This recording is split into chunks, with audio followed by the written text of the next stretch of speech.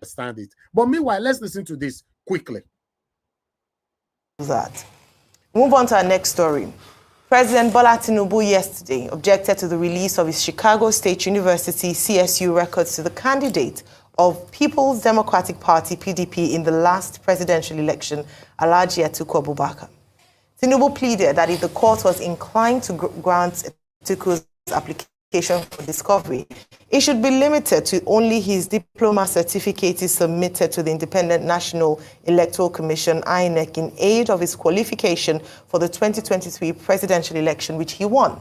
But Director of Research and Documentation, Atiku Okowa Presidential Campaign Organization, Dr. Don Pedro Obaseki, said the reason Atiku insisted on open and full disclosure of Tinubu's credentials by the CSU was because they actually belonged to a woman. Obaseki made the allegation during a Zoom conference hosted by London-based psychologist Professor Gold Emmanuel. All right, so Rufai, many things being questioned here. Number one is, okay, the first was, did he attend? CSU says he attended. Number two is present certificate, don't present it. Now they're saying it's a woman that was actually Bola Tinubu at the time. Anyway, according to Don Pedro. That's Don Pedro Obaseki speaking. What will make us ascertain who is when that document is released. And please, it's not about Atiku Abubakar. It's about the integrity of the seat of the office of the President of the Federal Republic of Nigeria. And this is a cry for all Nigerians. It is sad enough that the President legal team has said it's going to cause him irreparable damage. I keep asking, for what irreparable damage? For your own results and transcript to be released? If you're a private citizen, nobody cares about your transcript and your result. But now you're a public citizen. You belong to us, Nigerians. And we have a right to scrutinize all of your documents. And why are you hiding it? In the space of 3 days, 2 appeals against releasing the document. Now you are saying, only release the one limited to the one I submitted to. No. The whole thing must be in public glare for accountability's sake. Isn't it sad enough that they are reporting the case on American media and we're having certificate discrepancy as regards the office of the President of Nigeria? What is going on?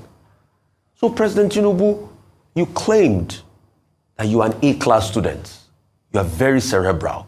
We want to see your glowing academic records in your transcripts. That's all. We've had some schoolmates come out and say that they went to school with you at the same time and all of that. There's even a document circulating. Dr. Rufai, and God go bless you, my brother. God go bless you. We know say that they drag you not be small. They want to take you come off from our hand. But meanwhile, my people, many of you now heart go break today if you now hear the contribution of Abati. Yes, at the moment now, Abati is now the spokesperson of Tinubu. Yes, but make una listen to wait till Rufai the talk first. Let's take it from here.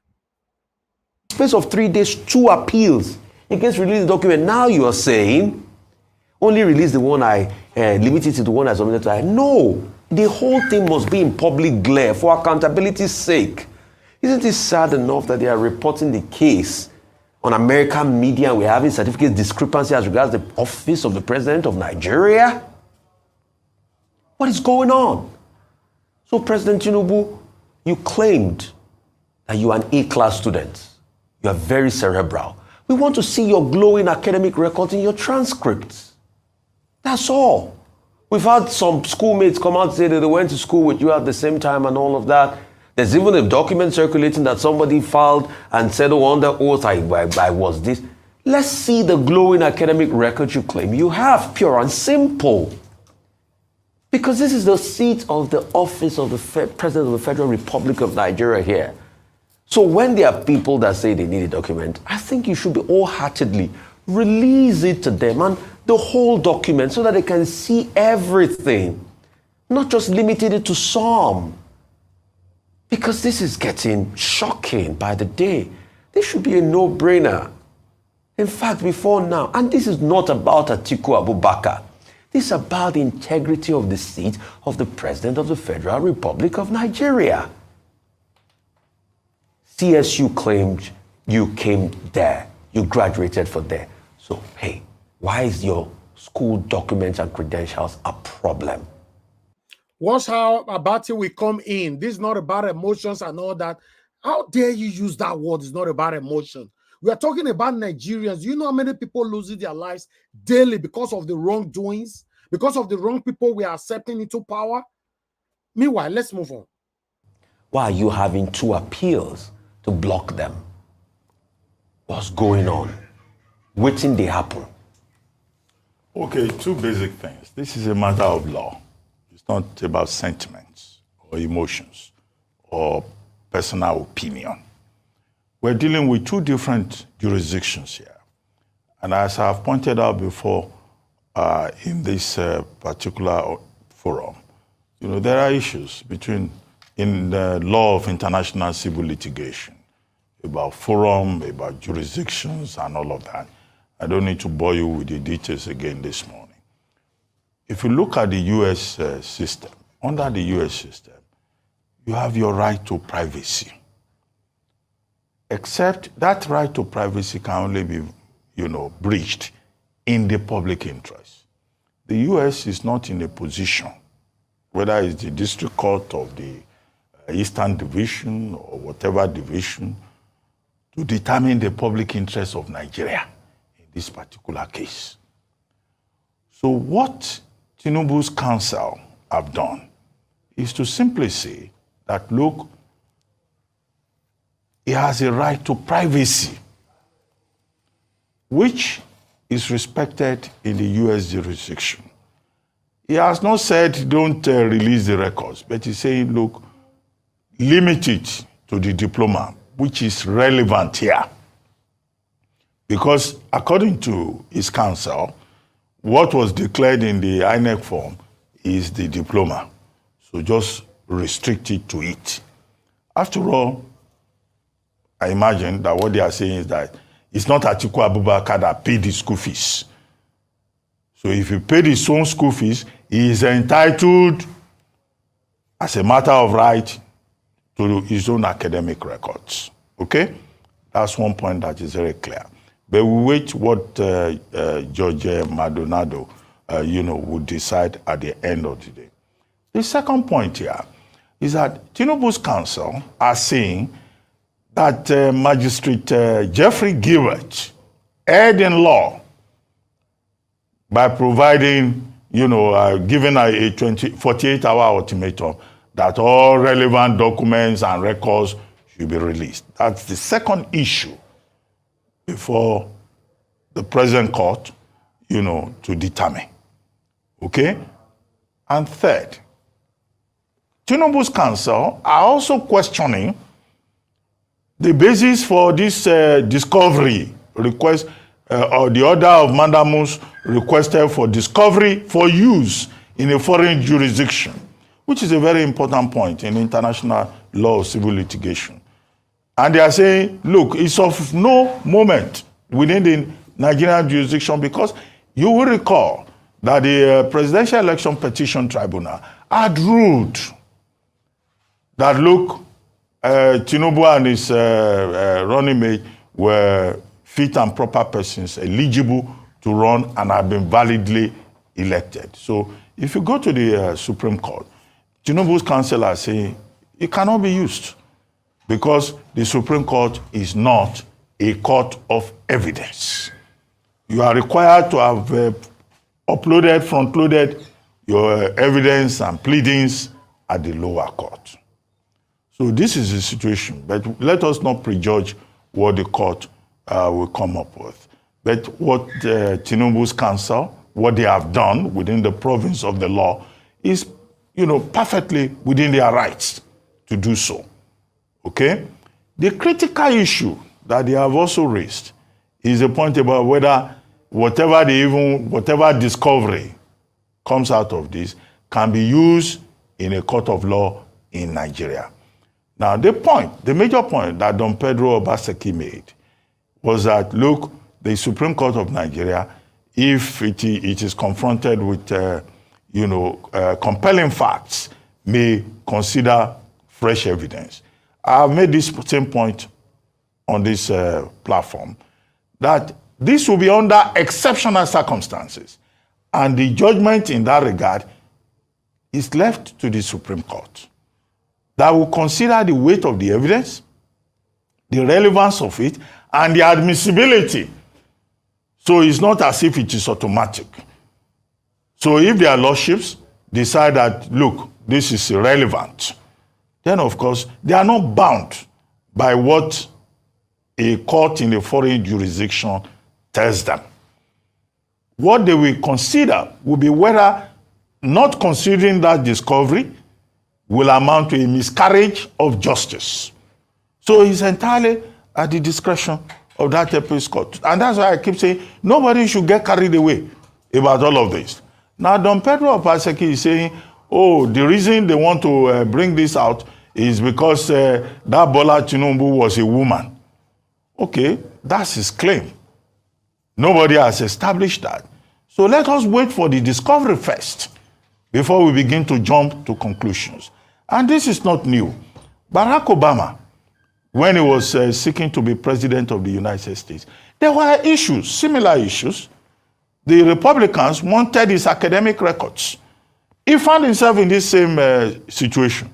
And he said, no, his privacy should be respected.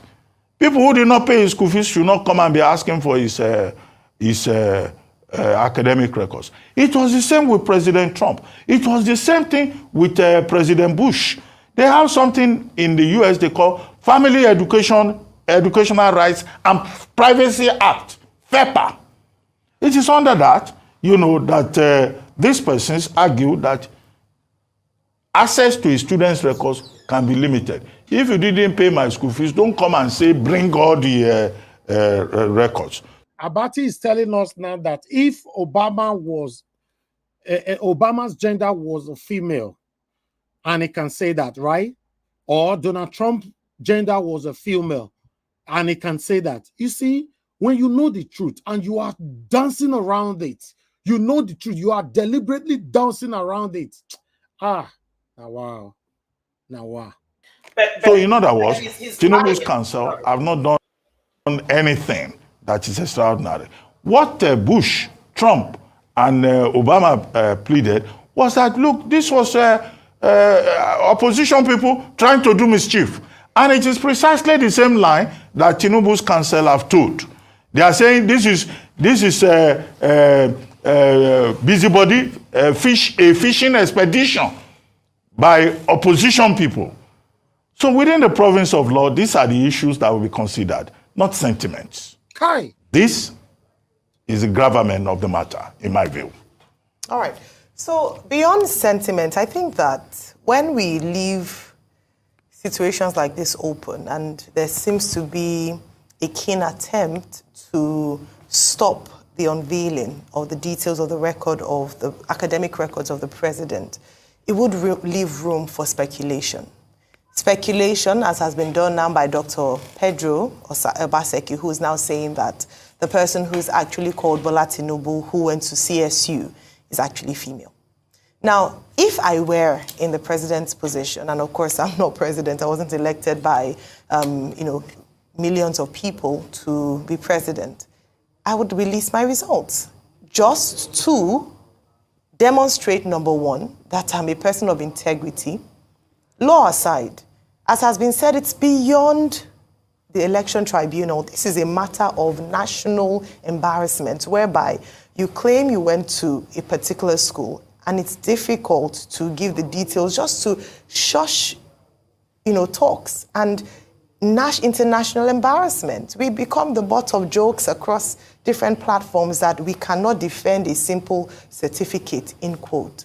And so I don't think there should be a need to have to go to court to ask you to present a certificate or to release the records of a university that you went to. It's mind-boggling for me personally, and I think for a number of young Nigerians, it would be the same for them, that if you were working in the private sector and you were asked to present your certificates, you wouldn't tell your boss that, oh, I don't want you to enter, because for me, it's quite mind-boggling, I think, for a number of people. And so what has been or was an election matter is now almost a show of, okay, now you give people room for speculations, mockery, desecration. We have talked about the fact a number of times that we must elevate the office of the president, whereby already you have a pass, with a school cert, you can be president. But then you showed a certificate to say that, and rightfully so, if you went to university, of course you should be proud of your diploma. Now, the access to your records has now become, if you can declare your assets, if you can show health records in certain situations where some people voluntarily show their health records, what is the big deal about a certificate? It's much ado about nothing. So to, kill these unnecessary distractions from the process of governance, present the certificate. Let us have access to it and continue with governance. Thank you. Move on to our final story. Now, God will bless you, Ayo. Now, God will bless you for us because, meanwhile, let's listen to this. Let's take this one quickly so that we can move on. Good, he's apologized. Well, let's begin what's trending. The General Overseer of the Citadel Global Community Church, Pastor Tunde Bakare, set social media abuzz after stating that late singer Mohbad, who died under controversial circumstances, reaped the reward of his unpleasant lifestyle while he was alive. The pastor made the comment at a summit titled Harvest on Sunday in the United Kingdom. Pastor Bakare also stated that the late singer associated with evil people while he was alive and went further to ask his congregation if Mohbad was a good name. Let's take a listen before we come back for a discussion. Mohbad. How many of you know Mohbad? Huh? The Nigerian artist who died at 27? Mohbad. Mohbad, when he was drinking and smoking and associating with evil men, he does not know that the harvest will come so soon and he'll be cut down in the prime of youth. I'm not blaming him. I'm just telling you, is Mohbad a good name? Mohbad. The harvest, he didn't know the harvest will come so soon. I mean, I felt that was quite insensitive. There's so many other examples that could be used to deliver his message, Ayo, but of course, you know that. Before we move on, in a way they support all these many of these satanic pastors. I never see una since yesterday, so I can't condemn them. You see, because number one word where they enter on might be say, touch not my anointed. The Bible say, touch not my anointed. Listen, guys, we are deceiving ourselves in Nigeria. To be honest, we all are the problem. The part of the problem that is affecting all of us in Nigeria, not just the government.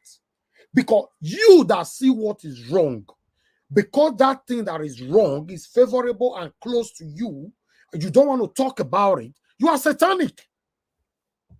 Yes, I know some people will be offended now. Yes, it's better. Maybe you did, because for me, if you are fake, you are part of the problem that we are facing in Nigeria since yesterday. Because you don't want to touch not anointed. Because that's how your memory, your mentality was built.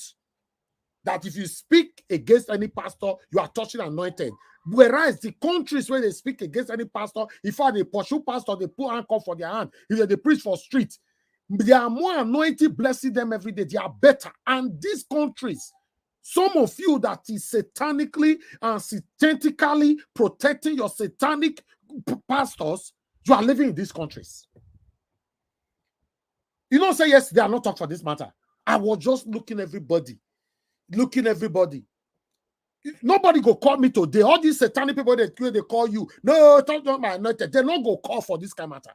Because they are choosing to be sentimental. When you continue to practice sentimentalism in something that is obvious even to the blind, then what do you call yourself? Let's continue, my people. Thank you, Ojo. At least you said the statement is sensitive, personal review, feedback. But no, some of you will never. Let's move on. The harvest, he didn't know the harvest will come so soon. I mean, I felt that was quite insensitive. There's so many other examples that could be used to deliver his message, Ayo. But of course, you know that this has caused a lot of reactions. Let me take one tweet. This person wrote, in responding to Pastor Bakare, Mohbad is just a nickname. He chose to imply that he's an extremely great musician.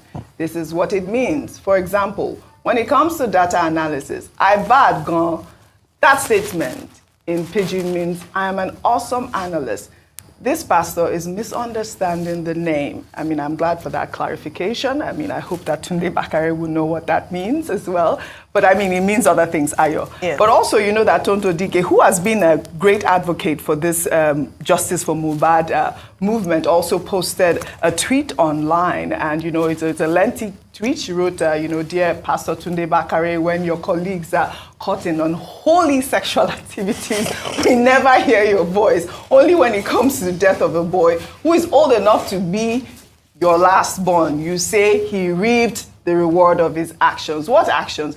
Please keep the same energy with your colleagues, she said, and, you know, preach your gospel and leave Mohbad's name out of your ministration. Dr. Abati, over to you. As a mother, as a family, I mean, how would they feel if they hear that their son deserved to die in that context? I mean, that was what my issue was. But Rufai, I'll come to you because also there was another story that was trending that, you know, the hospital that they said Mohbad was put to debunked claims that Mohbad was brought in alive there. They said that is, what is it called, Perez Medicare Hospital. They said that the late singer arrived dead on arrival. So that was another thing I wanted to raise. But, you know, over to you on so context, as it is with Bakare. What one case we also talked about yesterday was regards the vice president. It's a lack of sensitivity, and as I use the particular word tact, you can go and check the meaning. It means when somebody lacks sensitivity. I think it's a lack of sensitivity. Dr. Bati, you wrote an article today at the back page. I always read your articles, lovely ones, where you talked about the fact that we're all Mohbad, isn't it? Yeah. And what happened to Mohbad could have happened to anybody in our society. And all of these things about gang and drugs and everything is still the realm of speculation. The police have not even brought out their investigative report. So yes. Pastor Tunde Bakare has no factual evidence to be able to say that it is based on this lifestyle that the man died. Let's wait for the police to conduct. They've conducted an autopsy. Get it. Let's even see the result and see the cause of death, and they come out with the investigation. So factually, we don't have the facts. Going back to that article that Dr. Abati wrote, we are all Mohbads in society. Because what happened to Mohbad opposed to all of us? Is it the family fighting over property and excluding the girl? Is it his wife? Is it the fact that everybody wants to jump on the Mohbad bandwagon to seek relevance at the expense of Liam, his son? And I just hope all the streaming money Mohbad's name and music is making out, they use it for Liam. I've been willing to say that. And I just hope that attention is paid to the future of the child. Is it our society, you know, that doesn't even give us structure to be able to scale? Nobody wants to set out bad, but our society fails us. So this conundrum about Mohbad is a failure of the society. Going back to the point as regards why you have gangster gang violence, all of this were a reaction to the repression of the African Americans over the years. That's how rap music came about. Hip-hop music came about because they were being suppressed. You know, and that's why when you see some of them were repression, look at people like Tupac, for instance. That's how they were reacting to the society. So what has really caused a lot of problem as regards Mohbad's death is the society. Right. And that's why it makes bold to say that it is the Nigerian society, the total framework that killed Mohbad. The question is, can we save other Mohbads out there from being killed by society as a whole every single day? I like that point. Well, more on pastor stories. I'll take my next story so you can discuss on both your constituents. You're a pastor, you know I always do that. We'll take another story. The Labour Party has described as mischievous predictions that its presidential candidate of the 2023 elections, Peter Obi, will soon be arrested. Over the weekend, reports of prophecies foretelling Peter Obi's arrest by authorities ahead of the Supreme Court hearing began circulating online. One of the prophecies was by Prophet David Elijah, the Lagos-based pastor who claimed that he saw Peter Obi under house arrest. Well, in a video on his YouTube page, the cleric... Now see another fake pastor now. When we speak against these people, some people don't like it. The sooner you get to realize that some of the biggest problem we have in Nigeria that set everybody backwards are satanic, some of the satanic pastors, it will be better for you. Because for me, UK where me day, or America where you day, or any part of the European country that you are living today, they don't put churches in their head the way we are doing in Nigeria.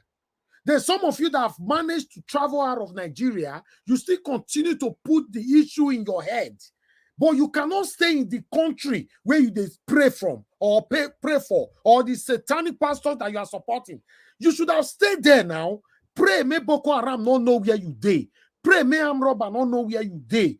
Pray, may kidnapper not know where you day. I think that would be better. You cannot be in a comfortable, conducive environment. You'll be praying from there. Say, God will do it. And you hide for America. You hide for UK. It's ridiculous. Let's say it how it is. It's ridiculous.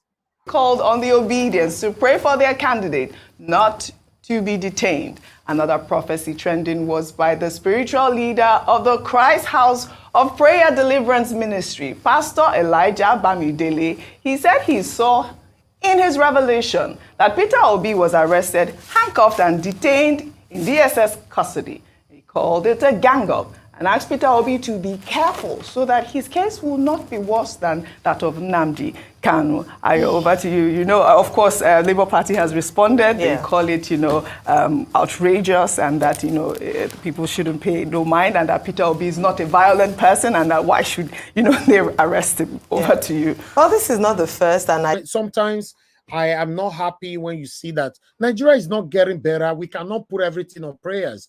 Obviously, yes, everybody pray, but you need to put in the work and say it how it is. And apart from saying it how it is, if you see the truth, say it. Just say it. Even the Bible, God Almighty kick against anything that is wrong. You cannot say, Pastor, yesterday we were talking about it. Everybody flogged this yesterday on this platform. Personally, I was the only person who did not talk for this matter yesterday. So I'm happy that they brought it back again today. I said, okay, make a Kukuma talk for this. If you guys noticed yesterday, I not talk for this matter. Everybody on the panel, you guys contributed to it and all that. I didn't say anything. Regardless of what, regardless of the lifestyle the guy lived, this is a young guy, 27 years old man, a boy, like Oji Nika Okpe said.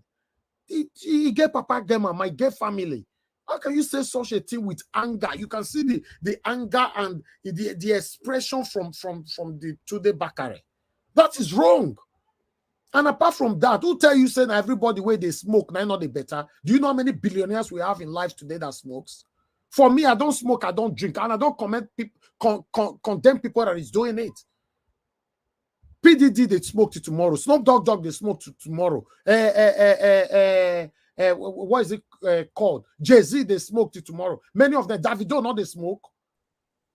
Mr. Elvis, what about RMD? He smokes cigars. He doesn't hide it. There's a lot of people in the let's go to Nigeria. A lot of people in the entertainment that even go to their churches and give them their own money. They smoke. So why are you judging? In fact, we should stop calling him a young boy. He's a man. He's a married man with a child. He's a man. It's painful. It's so painful.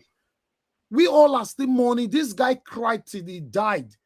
You yourself, the pastor in question, what did you do to save this man when he was alive? Sometimes I don't understand. I don't understand. It's like everybody, you are on your own in Nigeria. To be honest, nobody to cry to if you have issue. That's why I will forever be grateful to God that people like me and many of you listening to us right now, we have a second option. I'm telling you, we have second option. What about the people back home that doesn't have second option? The Mohbad that have lost his life right now doesn't have second. Are you going to tell me that if Mohbad was a British citizen with this kind of lifestyle that he lived, the British government or anybody in the UK will criticize him this way, he will not get justice? Come on, guys. Come on. Come on. You can't be around me if you are fake. I'm sorry. You go be my friend today. Tomorrow, I go hit you. Now, so me to do my things. I thank every one of you that talked about this thing yesterday. Some of you, now when they call my phone, you go call like this. You go call. No, Mr. Elvis, not like that. The Bible say, touch not my anointed. The Bible said, you did not call. Try yesterday, not call this platform. One called the other day saying in the Netherlands, make I give up Peter Obi number. Say, God tell us, say, Now only in go fit out of Peter Obi make it for win. Can you just imagine the same man? Now you go to listen now. You know Greek on call yesterday now. Maybe you criticize your fellow pastor because you believe if you do and you go to trouble. We have a long way to go, my people. Thank you very much. Let me move on to this article here, so we can start talking. I have a couple of articles to take together. You know, please everybody stay mute for now. You know, so we can take this smoothly. You know, though it's quite a lot. Oh God. Okay. Before that, let's just go to mainstream media first. Let's go to Dr. Pedro Obaseki. You know that everybody is currently referencing to. Please just hold on, callers. I cannot pick calls right now. Our presentation is not yet done. You know, I'll pick your call. Please bear with me. You know. All right. Let's take on Dr. Pedro Obaseki and let's take it from here. Madam Helen, thank you very much. You're just coming in now. Thank you so much. You know, please, my people, just allow me to quickly do this. Okay, why Atiku is seeking disclosure of Tinubu's academic record? Obaseki, that's Dr. Pedro Obaseki. Although I'm not going to stay long on any articles today because, especially this one, since I rise, I've already talked about it. So that I'm just going to take brief of it. Shifting of the People Democratic Party, PDP, and member of the Presidential Campaign Council, PCC, in the last election, Dr. Pedro Obaseki has said Nigerians will be shocked if the Chicago State University, CSU, released the academic record of President Bola Tinubu. Obaseki, who was the Director of Research and Documentation of PDP, PCC, in the 2023 election, explained that Atiku is seeking an open disclosure of Tinubu's CSU document because it is believed that Supreme Court of Nigeria may be compelled to listen to fresh evidence in the petitions already submitted to it. Let me move on to the other article quickly. The other paragraph.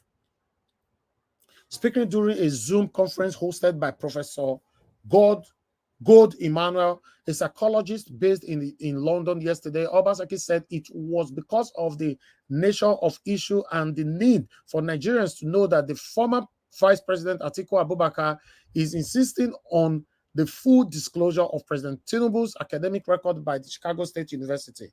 May you go this video, go. Wow, distraction everywhere. Okay, he said, even though President Tinubu has said the public disclosure of his CSU document would cause irreparable damage to him, unquote, Nigerians would even be more shocked to know more about the certificate in question.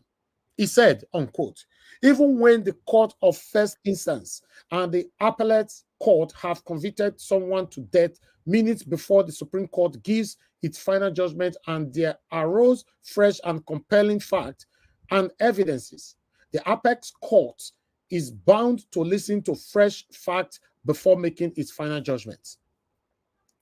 Okay, it went on, but I would like to leave it right there. But meanwhile, let me quickly take on another article right here. Like I said before, I just want to quickly take all this so that we can move on. Then oh God, this is another disgraceful article that I'm going to put in right now.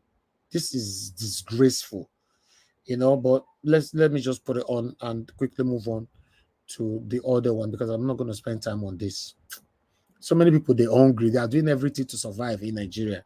You know, this is, Sheun Kuti. If you had access to Tinubu, you will love him. Nigerians don't need to have access to Tinubu. He's a president. He's the number one. He's sitting right now on the first #1 seat in Nigeria. All of us cannot have access to him. Let him do the right thing. We are demanding for him to show us, you know, his academic history. Is anything wrong with that? If you have access to Tinubu, must any individualism have access to him? Can all Nigerians have access to Tinubu? Some people don't smoke Igbo. They'll come and they talk rubbish. Afrobeat singer Sheun Kuti has said that most of the people who criticize President Bola Tinubu would love him if they have access to him. Of course, they will love him because Tinubu, they release. He's buying everybody left and right. It's only satanic people that will succumb and reduce themselves to that kind of favor. What are you talking about? Get out. Let's move on to the next person. So people are just something else, to be honest. All right, let me see. I think let me just come to what we have here. One moment, my people. One moment. I'm not going to take. Let me start from here. So people problem with this. So my people not be only Tinubu. People when they fight me Nigeria law church too plenty. Never seen this kind of thing before. Meanwhile, let's take this one quickly. It's quite long, but let's take it. Tinubu moves to compromise U.S. Judge hired top Jewish American lawyer lobbyist, offers millions crude oil. A desperate Bola Tinubu has agreed to hire a well-known Jewish American lawyer and Washington-based lobbyist to pile pressure on Judge Nancy Maldonado of the U.S. District Court, Northern District of Illinois, to delay the judgment billed for Friday or Monday next week, or rule in his favor to block the release of his academic record from the Chicago State University. Then he went on. Tinubu left New York on Thursday last week after attending the UNGA and arrived Paris, where he has been strategizing with a notorious Gilbert Chargoury on how best to deal with his academic scandal threatening his presidency. After a series of meetings and phone calls to lobbyists and lawyers in the U.S., at about 10 p.m. Paris time yesterday, Tinubu agreed to pay the U.S.-based Jewish American lawyer millions of dollars in addition to crude oil to get Judge Maldonado to favor him in expected rulings. So that is the lawyer there, I think. Judge Maldonado has scheduled to rule on whether or not to toe the line of Magistrate Court Jeffrey Gilbert, who ordered a release of Tinubu's academic record and a deposition of officials of the Chicago State University. The fear of being exposed for committing forgery and fraud compared with the FBI planned release of 2,500 pages of his criminal history has kept Tinubu worried and desperate to survive. All right. Then we have people who respond here. This response is quite long. How callous can you be? You ask Nigerians to stand on the mandate of a man whose only leadership sagacity is to use so much money he had. Guys, hold on 1 minute. I need to go to emergency break right now. I'll come back. You are the pillar that holds my life. You are the pillar that holds my life. Master Jesus, you are the pillar that holds my life. Lily of the body, you are the pillar that holds my life. You are the pillar that holds my life. You are the pillar that holds my life. Lion of the night, you are the pillar. Chicago, you are the pillar. Daddy, you are the pillar that holds my life. Lion of Judea, you are the pillar that holds my life. Walk in the way. You are the pillar that holds my life. Hey, yeah. Master Jesus, you are the pillar that holds You my are, life. you are the Master pillar. Jesus, you are the pillar that holds my life. I said, Jesus, unibu kalabati sinduwe. Nibu kalabati sinduwe. Ojo bienvenido, nibu kalabao. Nibu kwa kalabano. Nibu kwa kalabati sinduwe. Ojo All right, guys. Sorry about that. I needed to fix something so quick. All right, let's take this here. You ask Nigerians to stand on the mandate of a man whose only leadership sagacity is to use so much money he had stockpiled from God knows where to sit in one place and decide who becomes who in government. How callous can you be? You ask Nigerians to believe in a man who himself do not believe in Nigeria and said it himself. How callous can you be? You were advertising a man with the credentials of having gained a wide international experience working with Deliot, when you knew he never stepped his foot in an Deliot office on earth as an employee? How callous can you be? Then we move on to the number 4. You told everyone to believe in your first-class accounting brain who tamed Atlantic Ocean, yet you knew the man was lying about the school he attended. How callous can you be? You focus on deceiving people by creating tribal bigotry to a dimension that is inexistent so that your tribal bigoted candidate who has not a single good reference can write on it. How callous can you be? Number 6, you continue to deceive people by telling them that your candidate grew in the IGRO of the state as governor when you knew that all he did was widen tax nets, created multiple taxation for poor peoples, including women and youth who were terribly struggling to survive, and thus packed enough money from himself and his allies. How callous can you be? Then he went on. Number 7, you knew your man was a big man, yet you concede it and continued without conscience to tell people that he will build this the way he built that. How callous can you be? You knew that you have a man so power drunk that he left power as the governor of a state, but never for one split second left being in charge of the governance of the state by continuing to frustrate the effort of the people to elect the leaders of their choice instead of you to call evil for what it is. You named him master of strategists. How callous can you be? You kept raising the hand of a man who had no source of income before smuggling himself into politics with lies upon lies and coveted the resources of the state to his personal tail.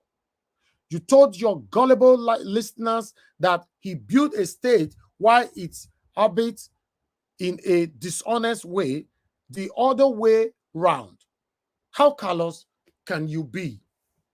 Then we went on. Number 10, a man has now declared a vote of confidence on himself by confirming that the lies he had told about his university education is so terrible that if it is known, it will cause him irreparable harm. Yet still, you are still defending him and telling the people to support him to succeed, and that those speaking against him are just a few people who do it out of personal hatred for him. Really? Support him to do what exactly? How callous can you be? Number 11, I don't hate you, so I do not wish this evil you have contributed in bringing upon Nigeria. However, if due to your unrestrained greed, you continue with this evil, what you see is what you will get. Peace be to all men of goodwill. Okay, my people, I can see somebody on the backstage. I'm coming. One moment. Let me accept you in quickly. Okay, we have this reaction here. If he likes, let him hire the whole world. His shame and disgrace will be made public. That one is from Prince Favor. We have Nibo here who said, the judge I listened to the other day doesn't look like someone that can be pressured. She mentioned some things like that truth me. I'm a rules person and I know where this is leading to. Tinubu has decided to waste public funds to hire the best, but justice will prevail. Then we have Somto right here. Now this is America, not Nigeria, where judges know that there are consequences for bad judgments.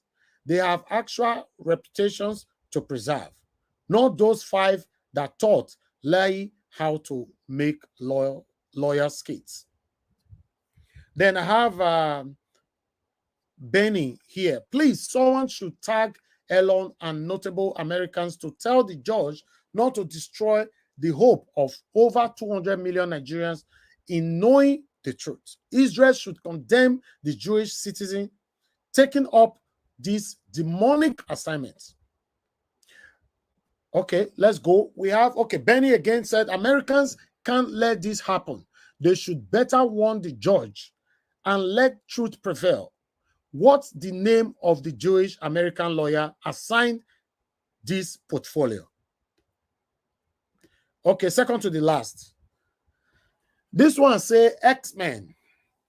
Something isn't right here. The first judge ordered CSU to release his certificate within 2 days, while the extension of time by Judge Nancy Maldonado, a perceived delay tactics of mechanisms. In this case, I'm beginning to suspect Judge Nancy Maldonado if she's being compromised. Okay, the last one we get for here, Naibi Yohag, NG. He said, desperate moves in leadership raise questions. Integrity and transparency are vital. The truth, no matter how buried, will surface. We must champion accountability and ensure justice remains unbiased and unanswered. Okay, thank you very much, people. That is all we have for you today. I would like to start hearing from people. But before that, I'd like to quickly appreciate every one of you that is right there with us. May God bless you all. I'm going to post link one more time. We have one more space left, then we can take it from there. Oh, I didn't know Dr. CN was here. Dr. CN, are you for read down? I don't know, say don't consist. Eh? Thank you, sir. How are you doing today? Well, we know they hear you. Okay, oh, sorry. Okay, they hear you now. You are good. Well, no problem. I was just rushing. In fact, I need to know that one you read that had up to 11 items. What is the title so that I fit download them? Join the other one of yesterday. That one was coming from, let me see, coming directly from, let me see, from Brother Bet. How callous can you be? Yes, how callous can you be? That's 1, 2, 3, and 4. That was to number 12. Yeah, number 12. How callous can you be? Anyway, well, yes. So, meanwhile, Just Emeka, you are still on the backstage. Unfortunately, if you did not on your camera, I'm not going to let you in. Exactly. I don't mind allowing you in to hear what you want to say, but you must on your camera. If you think that you're on your camera, people will see you. Now, let me go see you. My software will scan your face. That's all. That's what we do. That's why we ask people to on their camera on the backstage. Now, let me see you and my software. The reason why we are doing that is for security reason. In case you come to our platform tomorrow to commit any sin, then your picture will be given out to the public. Say, look at the satanic person that came in to do this. And as well, I can send it to YouTube for verification. So that's all. Nothing else. Nobody will see your face. So show it. Make me see your face. Might know who be Emeka. May your picture day my archive. Thank you very much, my people. I appreciate you all. Now we go start to the talk, but I would like to take calls quickly. Let me take 5 calls. Anybody that want to call in now, I'm taking 5 calls. Thank you very much, Madam Deborah, for calling in. Good evening to you, madam. Please talk to us. You have 2 minutes. Hello. Good evening, Nigeria World. And good evening to everyone. I just want to quickly make a contribution regarding what Ruben Abati made earlier on. During his submission regarding Tunde Bakare, he was quick to defend him by talking about morality and trying to make excuse for Tunde Bakare. But he didn't apply the same standard in relation to his submission regarding Tinubu. So if it suits him, he brings morality into the issue. Why didn't he apply the same morality in respect to Tinubu's case? That Tinubu should be transparent and be more transparent regarding his certificate and how he has been going about the whole thing. So Ruben Abati, I think it's high time he's been called to order about the way he's going about things. If you want to make an analysis, be objective and apply the same principle. Not defending a wrong thing when it suits you and when it doesn't suit you, you bring in morality. Okay. Then regarding the certificate in Chicago, I still strongly believe that what they are trying to use is technicalities. They're just trying to delay the whole thing so that probably the date for the submission will elapse. Otherwise, all this they are doing, to me, is just delay tactics. Otherwise, why are they making all these excuses? If a first judge has ruled that those documents, thank you. Your 2 minutes is up, madam. It should be released. Thank you. Anyway, thank you so much for your good work. God bless you, madam. Thank you. Thank you very much. Okay, let me. We have Madam Joy with us. Madam Joy, good evening to you. Thanks for calling in. You have only 2 minutes. Go ahead. Hello, everyone. My well-meaning Nigerian obedient nation, Niger Watch family. I greet everyone, and today especially all my ninja people, those that are calm but inside their hearts. God bless everyone. I just want to say something very quickly, and it is on something I noticed. Mine is almost kind of always observation. I observed that while, Nigeria people, Nigerian politicians, even the media, I kind of find it strange that nobody talks about the Nigerian people. It looks like nobody is concerned about the people, the Nigerians that are the owners of the land. Tinubu had a council in America. Atiku had a council in America. And each time they talk, when they talk about it in the media, they are talking, but how about Nigerians? How about the citizens that are going to maybe endure this man for 4 years, 8 years, or whatever, God forbid? So what happened to the Nigeria people? What happened to the mental health of Nigeria people? There is this so much allegation about this man. No name, no, everything is vague. Are they really considering the humans in Nigeria? Is it like there are these boogie man people in Nigeria that own Nigeria? So the cities or the people of Nigeria are not considered in the matter concerning Nigeria. That gives me a great concern, because whatever is being talked about, now that this case is in the United States, which I know the Nigeria... I'm doing something now. Must you every time you be disturbed? Please, you want to read? Do you want to read it?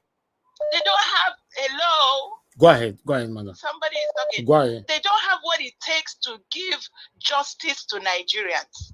Now, what I want to solicit and I want to say is, can we find a forum where we can do create Nigerian citizens' life matter and make America know and make a hashtag Nigeria citizens' life matter? Whatever decision they are making, Nigerians are having PTSD because they have never received justice in Nigeria. Can we find a way to make America know that the people that their sanity is at stake, that those that their life is at stake are Nigerians and not one man? That is what I want to highlight, and that is where my question is. Thank you. Thank you. Thank you, ma'am. Thank you very much. Okay, let me quickly pick another call here. We have Ginger Breadman. Ginger Breadman, thanks for calling in. Good evening to you, sir. Talk to us. You have 2 minutes. Mr. Elvis, good afternoon, sir. I greet you very well, and I greet the panelists. Thank you. I want to quickly make a submission with regards to what you are talking about today. If the judges in the Tinubu's case to reveal his record can be compromised. I want to talk. I want to speak as someone who has a first-hand experience having stood trial in the United States of America haven't been part of jury selection. I'm voir dire. Anyone who understands the American judicial system will understand the meaning of what voir dire means. It's a process of selecting jury. And I want to say this, America might be a great country, but there's definitely corruption. There's corruption in the judicial system. And I have no doubt if the judges can be compromised. So with that being said, I don't know the nature of this Tinubu's case, whether it is a criminal proceedings or it's a civil proceedings, but I would want to speak, to the Atiku's counsel. You have 20 seconds left. If there's any way that this decision on this matter will be taken out of the bench and let it be taken to a jury to determine in form of a jury trial, then you can get justice. But if it's going to lie on the bench, which is the judges are going to be the one making a decision, there's corruption in the system. But the jury system in the American judicial system has proven to be transparent. So that's what I want to put out there. So if they are listening to us, if they can explore the jury system of concluding the case, that would be better. And there's usually what they call request for a speedy trial. Thank you. To prevent prolongation of the case. Thank you. Thank you. Thank you, my brother. Thank you. Okay, callers, I'm sorry. We'll come back to you again later on. Let me quickly attend to the people on the panel. The first person we have today on the panel is Madam Rita. But Madam Rita, please, I would like to prioritize one or two person here. Is that okay? And for what reason, sir? You have to give us reasons. I think because they're in Nigeria. If they're in Nigeria, I would say yes, like Madam Helen. Because of Nigeria, yes. Okay, of course. Go ahead. Go ahead. Thank you so much. Thank you. All right. Mr. Joseph Owanzo, thank you very much, sir, for joining us. I would like you to be the first to talk to us today. Good afternoon, good morning, good evening, ladies and gentlemen. I don't know what to say because of the problem about Tinubu's situation is disheartening. And not only that, the process is going to vilify all Nigerians. It's another wahala for me. Look at this shame and disgrace he has brought onto us. You can hardly look into people's eyes when they talk about Nigeria. They're looking at you as a stupid man. But unfortunately, God will vindicate us. God will vindicate us and shame him.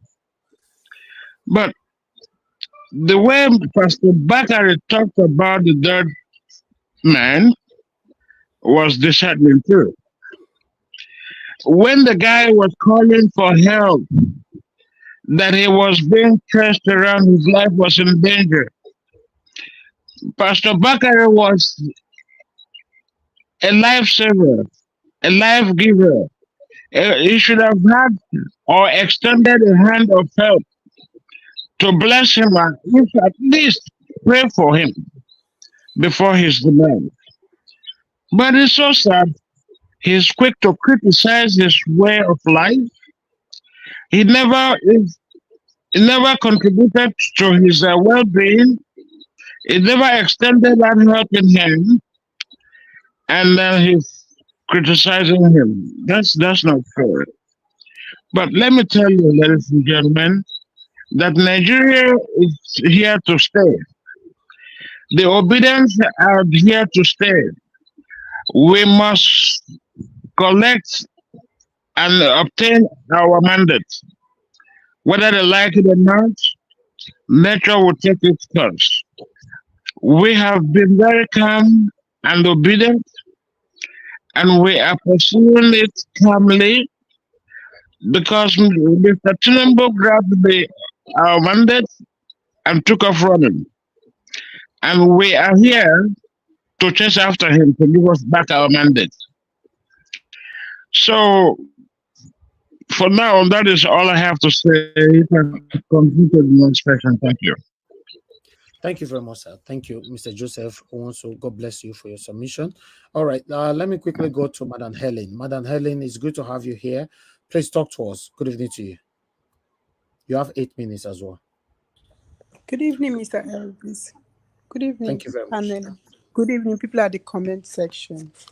Thank you so very much, Mr. Elvis, for the opportunity. You know, this is just so fun. I was part of this yesterday, but it just I couldn't come in because of network issue. You know, when I listened to Pastor Tunde Bakare speak about Mohbad, I became so emotional because I mean that's crossing the line. He had no right to do that. Absolutely no right. I mean, why will you come out to talk about this young man in that light? At the point like this, when the parents are grieving, people are grieving, not just the parents, Nigerians are grieving.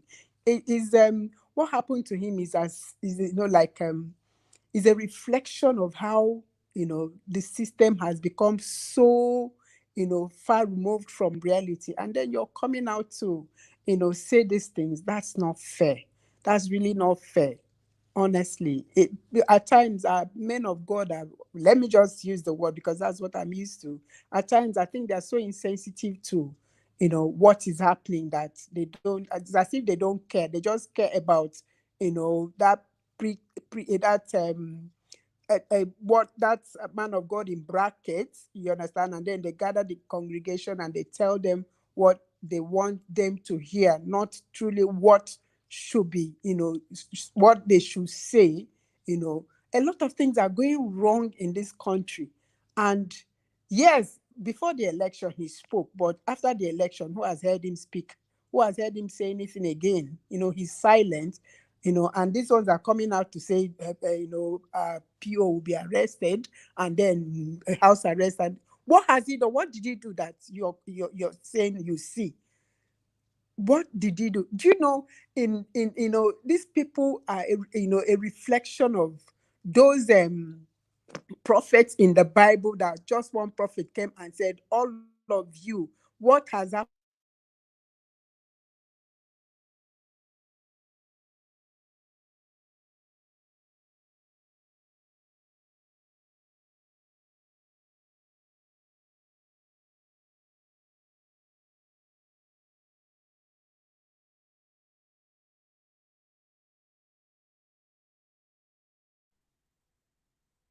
Hello, can anybody hear? Madam Helen is off. Or is it just me?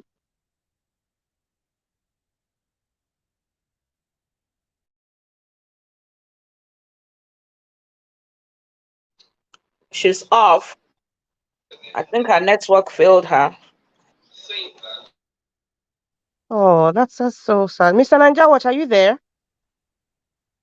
Mr. Elvis? I don't know. Since Mr. Elvis is off, I don't know if I should start. I don't know if anyone can hear me. Since I'm the person that's next. Yes, I can hear you. Okay? You can. Yeah, you can. You can. Okay, Yes, that's fine you with can. everybody. That's fine. Okay, I'm going to start with Bola Ahmed Tinubu pleading for, I mean, his counsel pleading that his certificate should be shown, but his entire educational records as regards CSU or Badue. In this case, where is Femi Fanana? Where are all the professors and the PhDs, who have been supporting him? This is an embarrassment, if you ask me, a total embarrassment. And for Abati, trying to use the issue of jurisdiction, I knew this jurisdiction case would come up because if you read the electoral law, when they talk about what are the prerequisites for you to be a candidate, for presidential, for governor, everything is cited in the electoral law. There's something that's I don't know. I think we need to Mr. Najawat has to bring that section again. I've forgotten the section, but it says that anyone who is involved in any something to do with criminality or forfeiture, and they use the word any court of law, any court. Now, any court, did they specify if it's any court in the world or just the Nigerian jurisdiction? So that clause, I think the Supreme Court judges will now want to not change the electoral law and say that applies to if it involves forfeiture of fraudulent or forfeiture of properties got by fraudulent means in Nigerian jurisdiction. You know, see, they want to change the law now just to favor Bola Tinubu. I think that's what's going to happen eventually. And this has to do with the legislators, the Senate, the people who are making these laws. I hope all of them are listening to everything that's going on in Nigeria, because they have to now start to amend everything that's regarding Nigeria. Electoral law, including the constitution. I know that one is another topic, but everything that's going on now is like someone like Ian Soma will come now with a fake jam result. Everybody will gather, the mainstream media will come and crucify this young lady. And meanwhile, the person in the seat of power, the one Justice Ariwola, you know, swore in as the president of Nigeria, INEC selected him with a result that is unknown, with a lineage that is unknown. You place that man there, and then you not criticize a little girl for just in fact, Nigeria is just a case study. When Rufai was talking, it's just funny that he kept citing examples from the American jurisdiction. Meanwhile, he pointed one thing. He said, "Oh, that's a different jurisdiction. You know, you cannot bring that to Nigeria." But he was making examples of Obama, of Bush, of Trump, and those are in a different jurisdiction. You see how they're just contradicting them. So I don't know whether they think that many of us don't have brains, or we don't know how to decipher situations or understand the law. And Ruben Abati, please, Nigeria should show the video where he was talking. Ruben Abati was not even looking at the faces of his co-anchors. He wasn't looking at the screen. And if you look at the body language his co-anchors were very angry. The body language of Rufai folded his hands. If you understand body language, when somebody is folding their hands, it means a lot of things. This is what I see. Rufai was trying to contain himself. So he folded his hands, trying to swallow his words, because he knew that what Abati was saying was total rubbish, was nonsense. So he just had to hold himself by just folding his hands and just looking straight down. Like, seriously? I could just see it in Rufai's face. If you play that video again, when Abati was talking about, you know, Mohbad's death and, you know, what Bakare was saying, he was actually looking at the anchor. He was actually looking at the screen. But when it came to Bats explaining the jurisdiction crap he was talking about, he wasn't looking at anybody or the camera. It shows that he's a liar. He's one of the worst person that ever came to represent mainstream media in Nigeria. Ruben Abati is one of the worst person, and I'm not apologetic about it. And for Bakare, you know, Ruben Abati talk about generational gap.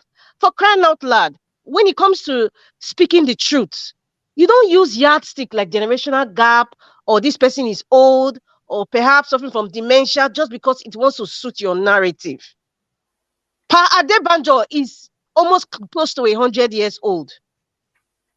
We have someone like what's his name? Edwin Clark. Dele Farotimi. Sorry, Edwin Clark. Edwin Clark. Okay, let us know who you are. You not saying that those men don't understand generational gap? Hello, ignorance is becoming, you know, very, very. I don't know. It's the ignorance of Bakare and so many other so-called leaders is just disgusting. I don't know. Listen. What Bakare just displayed is what I would call superiority complex combined with Mountain Olympus complex. Many of these people, and by the way, Mr. Nigeria Watch, maybe you can play this later or in different segment. Sam Adeyemi's interview is going like wildfire on why pastors are the way they are. When was that? Maybe, it was 2 days ago, because Sam I think it was an interview with I don't know, that is David Faith. It's going viral.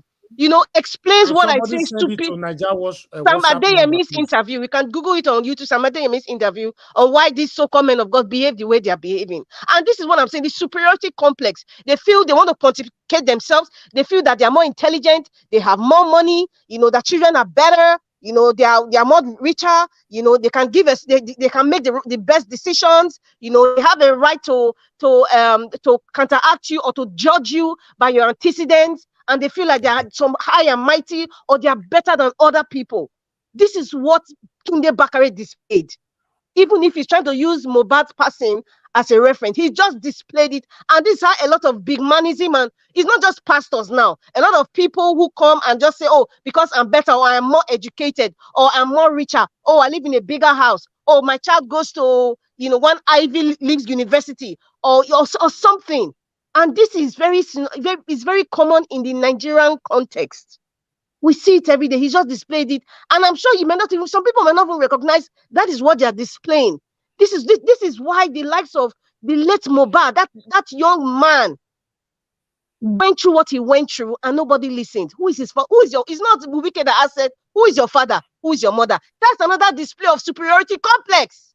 By virtue of the father, because he's a governor and he can talk down and he has more money, or he has more access to money and influence and connection. That's why he said, who is your father to Shaibu? People say it now. Do you know who I am? Who is your father? You talk to your gate man, you talk to your house. It's the same thing. It's trickled out to everybody. Now, because someone like Tunde, a lot of pastors have said this behind the scenes, or even on the pulpit. But because Tunde Bakare is bigger, they capture that. Many of them say it. Many of them. As Rufai said, Nigeria society has spied Mohbad. Period. And Mr. Naja, I'm going to reference to what we're talking about when we said the system failed Mohbad. Apart from whatever roles in his family, the system itself, because there are people that are orphans, no mother, no father, but the system protects them when they complain of being intimidated or their life is in danger. The government protects them. Why do we have refugee status for people? David Udeyi, the system in Ghana is protecting him. He doesn't have a mother or father there. He's an adult. So the same thing with Mohbad. He was an adult. The system failed him woefully. And one thing I love about my president, Peter Obi, he doesn't respond to mediocre so-called pastors. And I don't even know why the Labour Party even responded to that. Those fake pastors. I don't know why they don't even respond. There are things you respond to, and there are things you just don't respond to.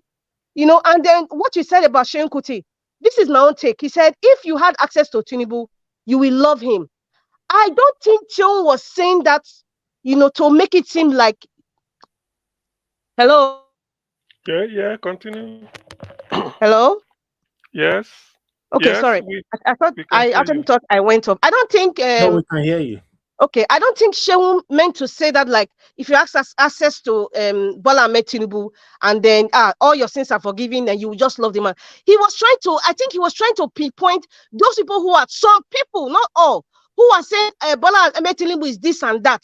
But when Bola Tinubu starts counting US dollars to them, they will change mouth. And that is what we are seeing in the society. Because I don't have a lot of time, I'll actually explain, and in my own opinion, what Shehu meant by that. He didn't mean it to seem to praise Tinubu. I don't think so. I don't think so, for one. And there's this thing of everybody has a price mindset. That's the mindset of a drug don. Everybody has a mindset, and they feel just like Escobar, or this man, Guzman in the prison right now. That is their mentality. Everybody has a price, including a judge. Everybody, they just think that way. And that's why they can mix one like the Jewish lawyer. I'm happy they specify Jewish Mr. Chargoury. Mr. Chargoury is Jewish, one, and they use the word top lawyer. What does that tell you? This is my interpretation. The Jewish society have an upper hand in the US, fine, noted. However, a top Jewish lawyer like Mr. Chargoury, based on what they've said about him, I haven't read anything about him personally. He has access. Listen, Bola Tinubu say, please give me a very good legal counsel that has access to these judges, that can speak to these judges, that's in the same golf club of these judges, that can speak to a judge that knows this judge, that can speak to, that knows their family, know their mannerisms, know about their past antecedents. Listen, that's what they say. There is lawyer and there is a lawyer. There is lawyer and there is lawyer. So this Chargoury is a strategic person to speak to somebody that, let's say this Judge Gilbert now, or Judge Nancy, is not someone that you can compromise. But they will know another judge that is their friend, that can talk to them, and they'll find tactics to delay this. This is why Mr. Gingerbread Man say there's corruption in the world, yeah, but the same level of corruption where you can go to in certain countries. And that's true. And that's why I was talking about they should bring the jury part, which I think is very, very important if Mikano really wants to go that far, right? So, I think that is the essence. Bat already knows, being in the American system, he knows that having those lawyers to represent him is not enough. He said, now, do you know what? We have gotten to the peak. Can you get me a lawyer? Just get me a lawyer I can sit down with that has influences with these judges, that have access to them in their golf clubs, that knows where their wife has all these their NGOs they go to, where their children go to, where their associations or club, or is a Jewish and he understands the system, he's part of the American system. Just give me one person, and they suggested this guy, this top Jewish lawyer, Chargoury. That is what's going on here. They're just going to stall it. But I pray that, however, evil has an expiry date, and that's true. Evil has an expiry date. This thing will not go away, even if these judges stall it, or maybe they just bring one issue. Academic question. I want to make something clear. Ayo said something. Let back just bring the certificates. This is a correction. Lastly, please, it is let Bola Tinubu bring his academic records. It's different from certificate. Academic records. How you enter the university, your age, gender, your address, everything. Thank you very much, Mr. Nigeria Watch. Thank you. Thank you very much, Madam Rita, for your submission. God bless you. Okay, let me quickly move on to the next person. According to the table, is Madam Nena. Madam Nena, are you there with us? Yes, I'm here, Mr. Ellis. I'm here. Thank you. Good evening to you. Please speak to us. You have 8 minutes. Okay, good evening, good afternoon, good morning, everyone. Thank you so much. Madam Rita, you really made a very salient point. And then what the gingerbread man said is also correct.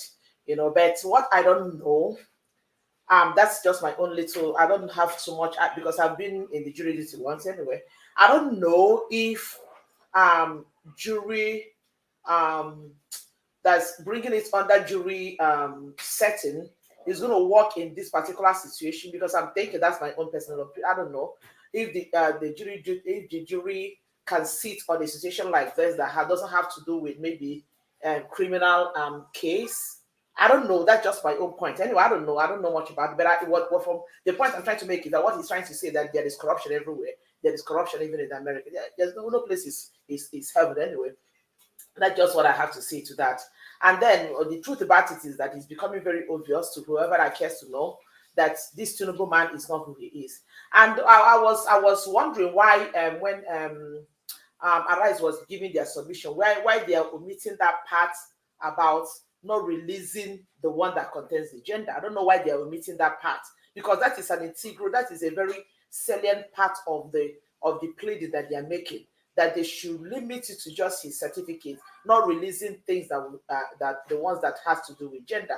That particular part, I don't know why that is, because that is very important for one to look at it, because that is actually what Atiku. The point is not saying that there is no Bola Tinubu that graduated from school, but the point is, who is this Bola Tinubu? And Nigeria, and the submission that everybody gave, apart from our party that's always trying to make excuses for things that don't make sense, trying to defend what is indefensible. What is the big deal? In fact, yesterday, I think it was not yesterday or this morning when they were doing the newspaper review, somebody even mentioned it to Abati, say you went to University of Calabar.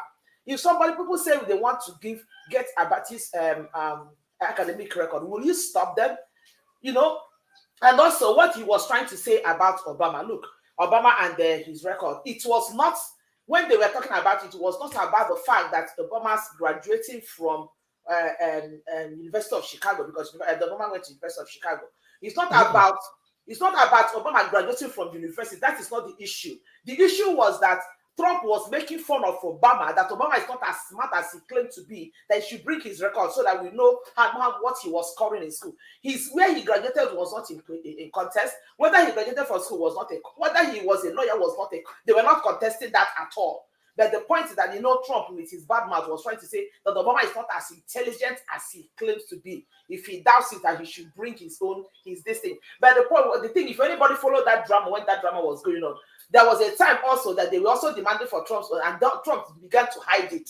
Trump began to hide. That was why Trump did not pursue that thing, because he himself started hiding his own academic record, because it was all about trying to prove, are you as smart as you claim that you are? So, but in this case now, the Tinubu's case is completely a different case from that. So I don't even know why but you should use that as a yardstick to even begin to make comparison, because they are not the same thing here. The point is that this Tinubu man in question, Nigerians do not know who this man is. The name he's bearing is not his name. There was no contest about the name of Barack Obama. There was no contest about that. I mean, everything about Tinubu is a fraud. So my question also is that, does it mean that someone like Abati is not also interested in knowing who Tinubu is? Or he just want to talk for the sake of trying to please who and who that is interested in listening to the nonsense he's talking about? Is it just all about trying to, that's the gallery? I don't understand, because at those points, I feel sensible Nigeria should come to the point to say, wait, this case has really gone, just like how you put it. This thing, just for the sake of, okay, when I don't see him, I'm not going to shut up. Bring it down, let's see it. Let us see it, because there is something, obviously. Why do you have to make two different appeals to stop your academic record from being released? Something is wrong somewhere. Something is wrong somewhere. So it's about also not interested. And also, we are talking about people that need to come out and speak. Where are the likes of Wole Soyinka? Where are the likes of Wole Soyinka that calls himself an is educated man and everything? Has this not gotten to the point where the likes of him also will come and say something? Where are they? It is so sad that people like that cannot come at a station like that to speak. Why is this man trying so hard to block this thing from coming out? What is the big? You said he made first class. Come on, bring it on. If anybody wakes up today and say want to investigate me, my academic record, I will tell you from where I schooled, my nursery, primary school far back until I came to America. I go show you everything. There's nothing to hide. Even if at the end of the day, you see that I graduated with a third class lower, if there's anything like that, at the end of the day, bottom line is that I graduated from university. I have a certificate. That is the point. So why are you hiding it? You say you made fourth class. What is the problem? So it becomes obvious. It's becoming obvious that he is hiding something. So what is there again to defend? What is there again to defend? I don't even understand it. And again, I quickly go to the issue of Tunde Bakare. We mentioned this here yesterday briefly. I say it again that man was very, very insensitive. And again, how is Tunde Bakare? How is he sure that majority of the people that he's sitting there are not Malians? Because like I said before, I don't know Mohbad before. Neither do I know the Mali. But it's since this thing happened that I began to hear that there are people that call themselves Malians. How is he sure? He should start by saving his members. Who are those people who are clapping and laughing for him? Who are Malians? So let him not come and start aggravating people by making unnecessary comments that he's not supposed to make about a poor guy that lost his life for no apparent reason. I don't know why these people cannot be humane enough to know when to say things and how to say things. It doesn't make no sense at all. It doesn't make no sense. And again, I want to touch a little bit on the Pastor Sam that Madam Rita mentioned. Yes, I saw that thing when he was talking about the reason why pastors do what they do. And you see that majority of these pastors, he mentioned something about if you want to come into a place and you want to be respected, maybe I may not get exactly the way he put it. You want to be respected, you have to get yourself a Rolls Royce, do this, do that. Like it tells you that these people are just people who are just living in the euphoria of the gullible people that they have been able to, that they've been able to gather around themselves, to make them feel like they're demigods. So for them to maintain that particular status that people have created for them, they keep living all this fake and all this crazy lifestyle that they live. That's why they do what they do. They want to dress in a certain way. They want to ride in a certain car. They want to do something because of the aura that, and I don't blame them, because there are people who are making them feel like they're demigods. That's why people like that will do whatever they want to do, say whatever they want to say, and they will still get away with it. You see some people that be somewhere, why are you talking about I want to go? And they get, and quite quickly, I want to end it by saying, so these proposals that are coming up with all these stupid problems. Of course, Nigeria is not a place where, if not, I said that it has gotten to the point where they need to start arresting all these people that keep coping with all these, their senseless prophecies. They need to shut their mouths and stay in their little corner and continue to deceive the gullible people that they are deceiving.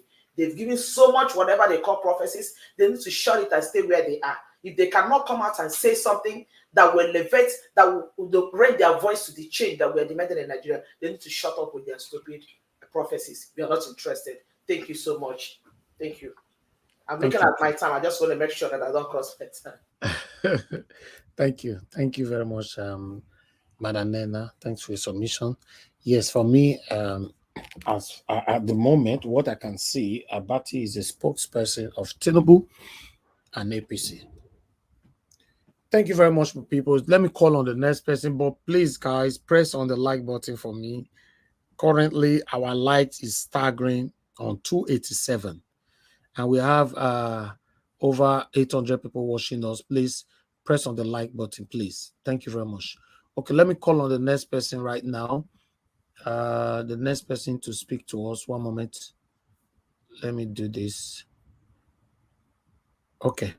The next person is, according to the table, what we have here is, should be Madam Patricia. Madam Patricia, do you want to speak right now? Good evening. Good evening, Madam Patricia. Thank you very much. Talk to us then. Okay, good evening. Good evening, everyone. Thank you. Wherever you're watching us from, good morning, good afternoon. Thank you for having me. Yes, Tinubu and his wahala. I thought we are over this. It's a big wahala. It's a big shame. That we are still here having to be dragging him here and there instead of him to just pull in the curtain and say, you know what, I can't do this anymore. But rather, it's not, I don't really know what he wants. Why would he be fighting the fight that he cannot win? There's no need. I see it as a waste of time and a waste of effort for him to still be denying the truth. He's a female that went to that school and he knows it. It's not better he just resign.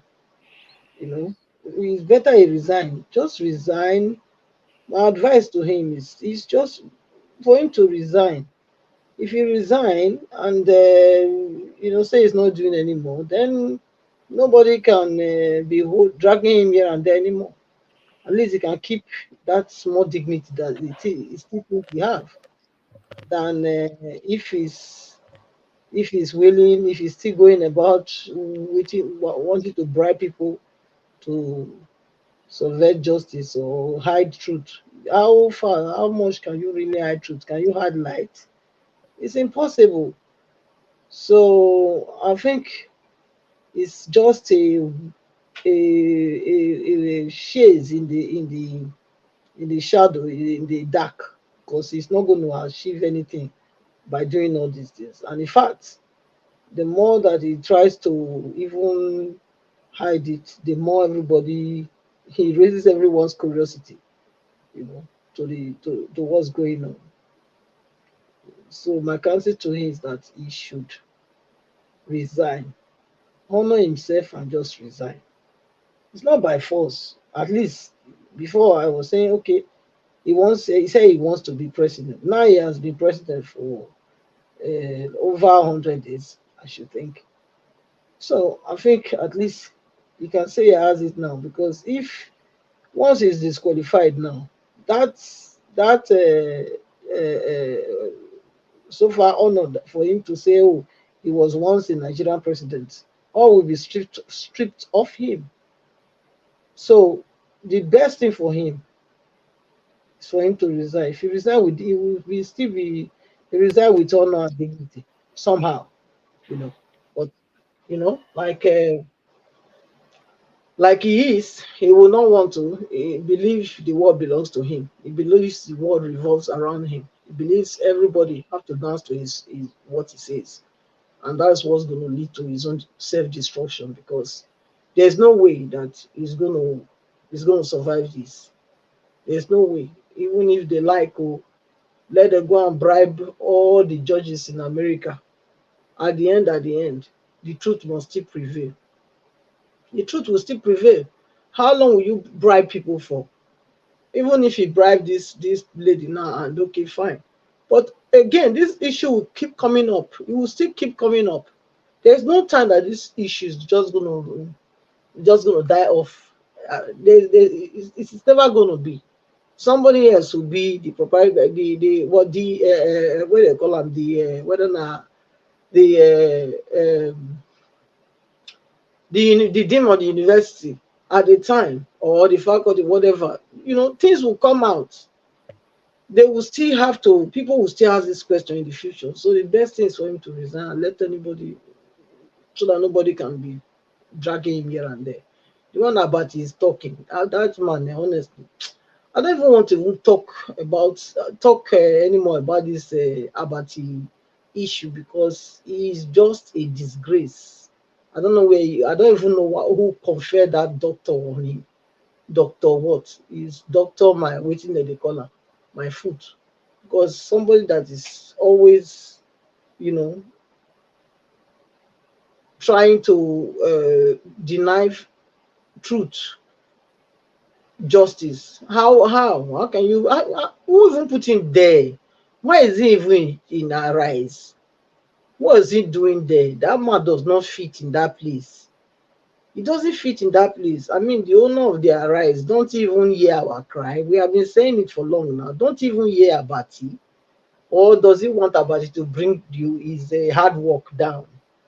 Because with people like Abati there, for me, I think I'm almost running away from listening to Arise because he's a polluter of people's spirit. That's how I see him. He doesn't have any good thing to say. He's always very negative and very, very pessimistic. Pessimistic. He doesn't contribute positively to anything. Even when you are going a direction, thinking in the right way, he comes with his own odd way of seeing things and try to cloud your mind with his deception and evil. So I don't need to be. I don't know why he's still there. I don't know why he's still in that Arise TV.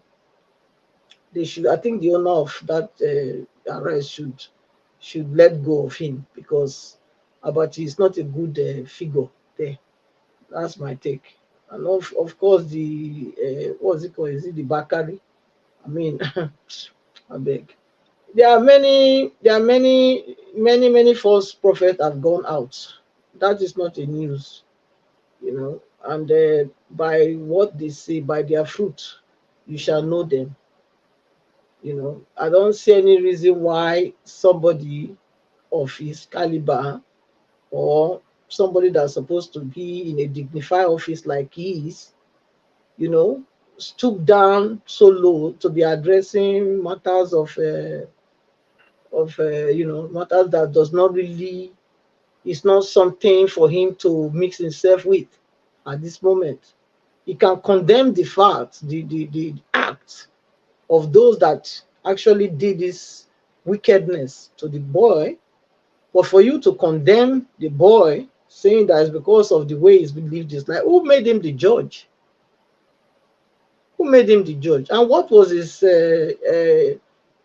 perimeters of judging him because the boy called himself Mobad? Okay, so because he says Mobad in Yoruba, it means what? Then Abat is trying to defend him, say it's a generational thing. I beg, look, Nigeria matter, if I say not tire me, I dey lie. It's just from one unbelievable story to another. Look, every day now, so I don't even know whether I should be laughing or crying anymore because the thing just over. People that call themselves man of God, you see the way they are behaving. Look at the other one coming out to tell us that Peter Obi that is going to be arrested and whatever. Just imagine. Yeah, arrested for what? Even if he's going to be arrested, it's their duty to come and leak it. Don't you? Okay, you said they should pray. Don't you believe in prayer yourself? You, the man of God. Don't you believe in prayer? Why do you pray for him? If you're a true man of God, why would you not pray? Why do you need people to pray for him? So please, Mr. Harris, it's in there. So if you see me run away sometimes, know why I run away because the thing that it just be like drama will not ever finish. Time is up. Thank you. Thank you so much. Thank you, Madam Patricia. God bless you. Okay, let me take some calls. Let me take 2 calls. Then the next person is going to be Madam Victoria. Please get ready. Then before Oga CM. So let me take this call quickly. Hello, yeah, can you hear me?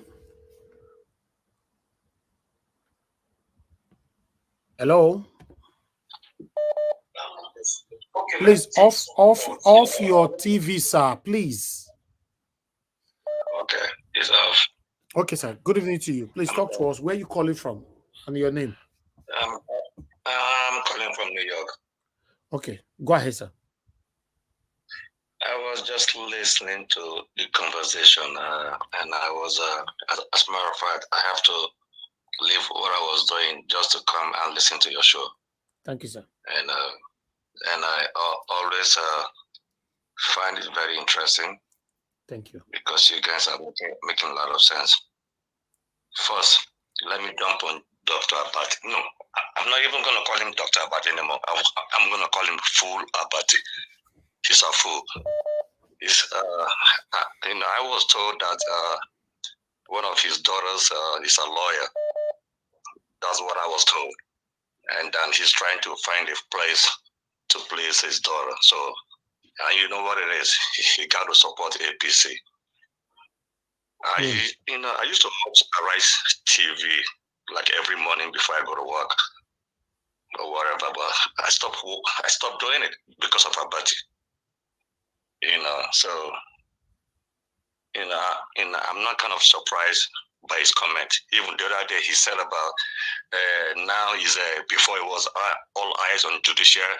Now he's all eyes on something like the obedience were responsible for the fire at the Supreme. That was a shame. That was a shame. Listen, I grew up in New York. I've never had anything from my country called Nigeria. And I have people in power, which I'm not going to mention it on the air.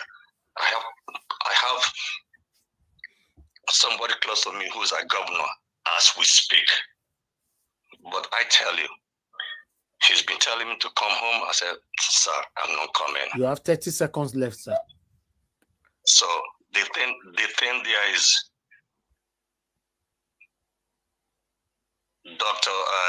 Mr. Abati should not even be at Arise TV. Abati should be working with TVC, Tinubu TV or whatever. So nobody should even be. The more you talk about Abati on the more you talk about on your program, you're giving Abati the free air. You guys are making Abati look like Abati is something. Stop talking about him. I just move on. Talk about something else. Just leave him alone. Please do your job. You're doing a very good job. Leave Abati alone. Abati is nobody. Your program is the best program. And I'll continue to watch your program. Leave Abati alone. Don't talk about him. Thank you, sir. Thank you, sir. God bless you, sir. Thank you. Okay. We have another person here. I'm returning call, please. I'm sorry. Let me return this call. This person calling in. If only you're going to pick in the next 2 seconds. Good evening to you. Hello. Hello, sir. Yes, I missed your call. This is Najawash. Oh, yeah. Hi. Thank you for calling me back. I tried to call back a couple times. I guess you... Okay. I tried to call a couple times. I guess you didn't get my call. Okay, thank you, sir. Go ahead. Talk to us. You have 2 minutes. All right. So, cool. Thank you for letting me in. So, I just want to say, it just shows how desperate... I just want to talk about Tinubu. That's pretty much it. I don't want to talk about anything else, right? So, it just shows how desperate this guy is, how he wants to cling onto the power, how much he wants to, keep on with the power. So, like, when he got to the point where he actually, recruit a Jewish lawyer, that's a different level of desperation. Because, in America, the best lawyers are the Jewish guys. Like, they overturn cases, So when I saw that he actually, got to the point where he got a top Jewish lawyer, I know that guy meant business, So you just kind of get to the point that, who wants is better, who's more desperate at this point. I don't see anything better between Atiku and Tinubu. I feel like they're pretty much the same thing. I don't think none of them is better than the other one, right? But, obviously, Atiku is pushing so hard just so he clings to the power. And Tinubu is not willing to let it go, and that just explains how desperate he is to get himself a Jewish lawyer. And this guy is the best in America. So it's gonna take a God intervention for them to actually. Your 2 minutes is up, sir. At this point. Okay, sir. Thank you. Thank you very much. God bless you. Thank you. Thank you. All right, Tony Africa, please talk to us. Good evening to you, sir. You have 2 minutes. Yeah, go ahead. Thank you very much, sir. Good evening, sir. I greet all the panelists and then all the viewers. We're gonna push the like button. I beg, make the thing they go well than like wildfire. So, Oga Najawo, thank you very much for your job. But that's where now the system come into play. What are the state prosecutors? What are the CIA of Nigeria or of Black Africa? What are the FBI of Nigeria? That way we say that back in the days when I said that we should follow them to play this game of conducting an election without a national census, etc., etc. People start to castigate me here, and then they call me suffering from TBD, or whatever you call them. And they are surprised. All those ones, they don't begin to treat themselves. All those PTSD, whatever they call themselves now. So that's where the system come into place. Without the system, remember, I can play back most of my contribution. I still have 1 minute. You can play back all those my contribution ever since I joined your platform. And I want to say kudos to Princess Patricia just now when she said that it is don't tire them. Because I can see that she's now trying to recognize that after all that this Christianity is part of our problem, So now, system must have to be in place before you can get a good system out of it. So all this one with the cry now say that Walisha Yika says this, Tony says this, Organa Jawa says this, CM says this. If we're not going into the equation now, if they will get system. That's it, sir. Thank you very much. 30 seconds, free for you guys here. Thank you. I beg, Mr. Elvis, I go answer him. Because you mentioned 30 seconds. I go answer. Hello, Mr. What is your name, Seth? Mr. Tony Africa. Tony Wahala, Tony Trouble. Tony Wahala, Tony Trouble. I don't tell you say Christianity tire me. Okay, I think you are trying to drag me out of contest here. So please, I'm telling you that the whole matter, the whole Nigeria matter, I say it's a drama and it's very tiresome. So don't drag me out of it. I still there, I never come out.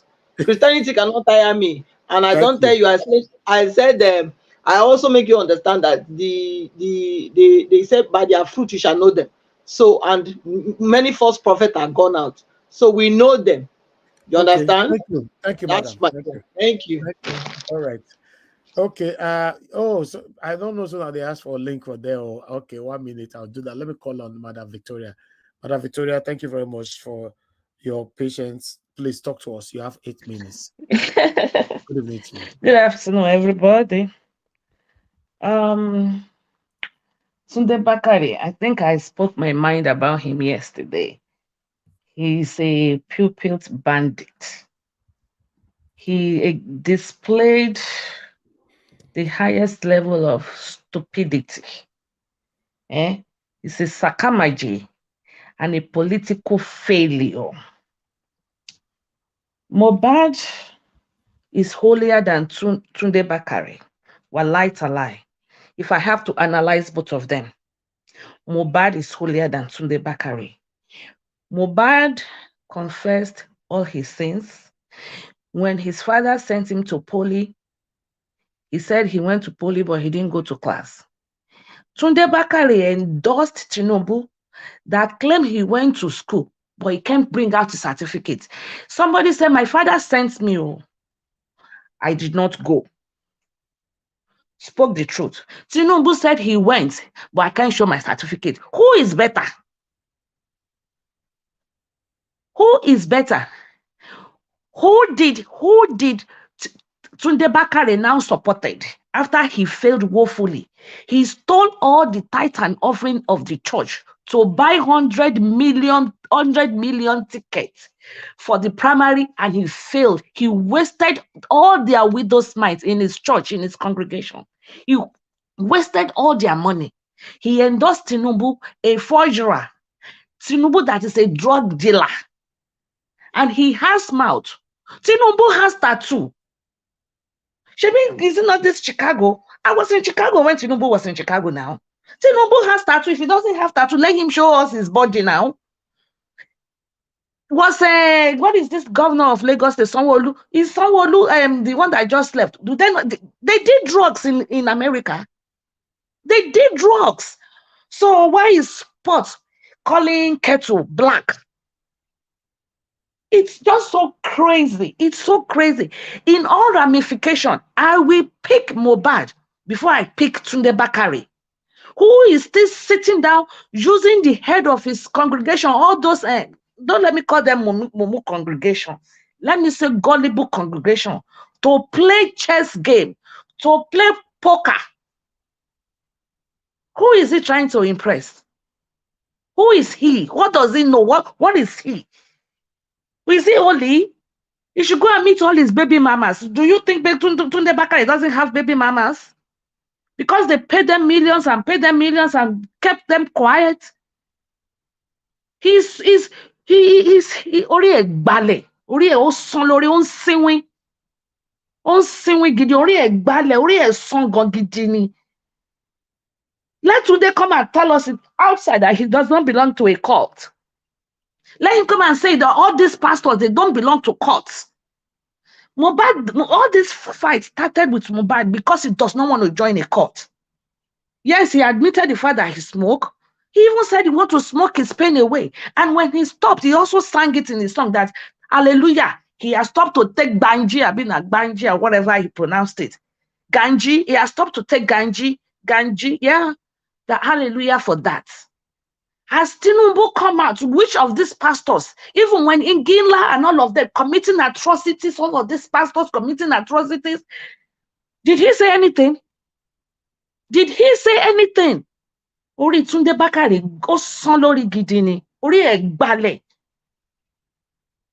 He's gonna go soon. Because the mobile, I've told him not to rest yet. Tunde Bakare is gonna come and hunt him. For Miss Yani, for running his mouth. Is that the salvation he's supposed to preach? When was the last time Tunde Bakare preached salvation about Jesus Christ on his pulpit?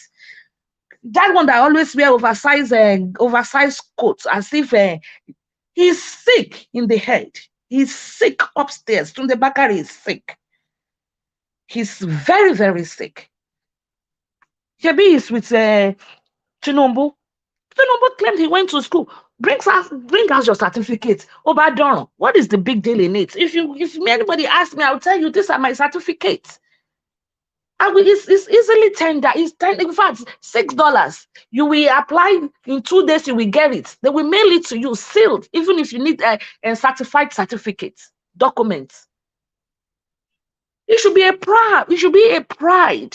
It should be something Tinubu is proud of. That if he went higher than primary school, he is better than the previous president. Now it's wahala everywhere. No rest, wasting Nigerian money. The money they should have given to people, the money they should have used to build hospitals, used to build roads, build schools. They're wasting it on lawsuit upon lawsuit upon lawsuit and promising them and giving them all Nigerian money and crude oils. Isn't that a shame? That is the one. I would rather have Mohbad as the president of Nigeria today than the one sitting down there. Mohbad preached better sermon with his music than Tunde Bakare, that lunatic. Nonsense. Thank you.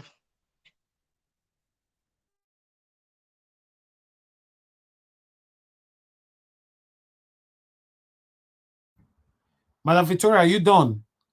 I'm done. I don't want to talk about Abati. Like I always say it all the time. Everybody is entitled to their own opinion. That is his own opinion. He's entitled to it. That's his own prerogative. I really don't have anything to say about him. Everybody is entitled to. Everybody has to prove their case. We have to prove our case. He's talking favoritism. He's favoring, he's skewing his message towards APC and Tinubu for reasons best known to him. And like I always say, that's his own prerogative. He's a grown man. I think he's 55, and he's entitled to his own opinion. I can't fault him for that because it's not supporting my cause or what I believe in. That's his own. Thank you.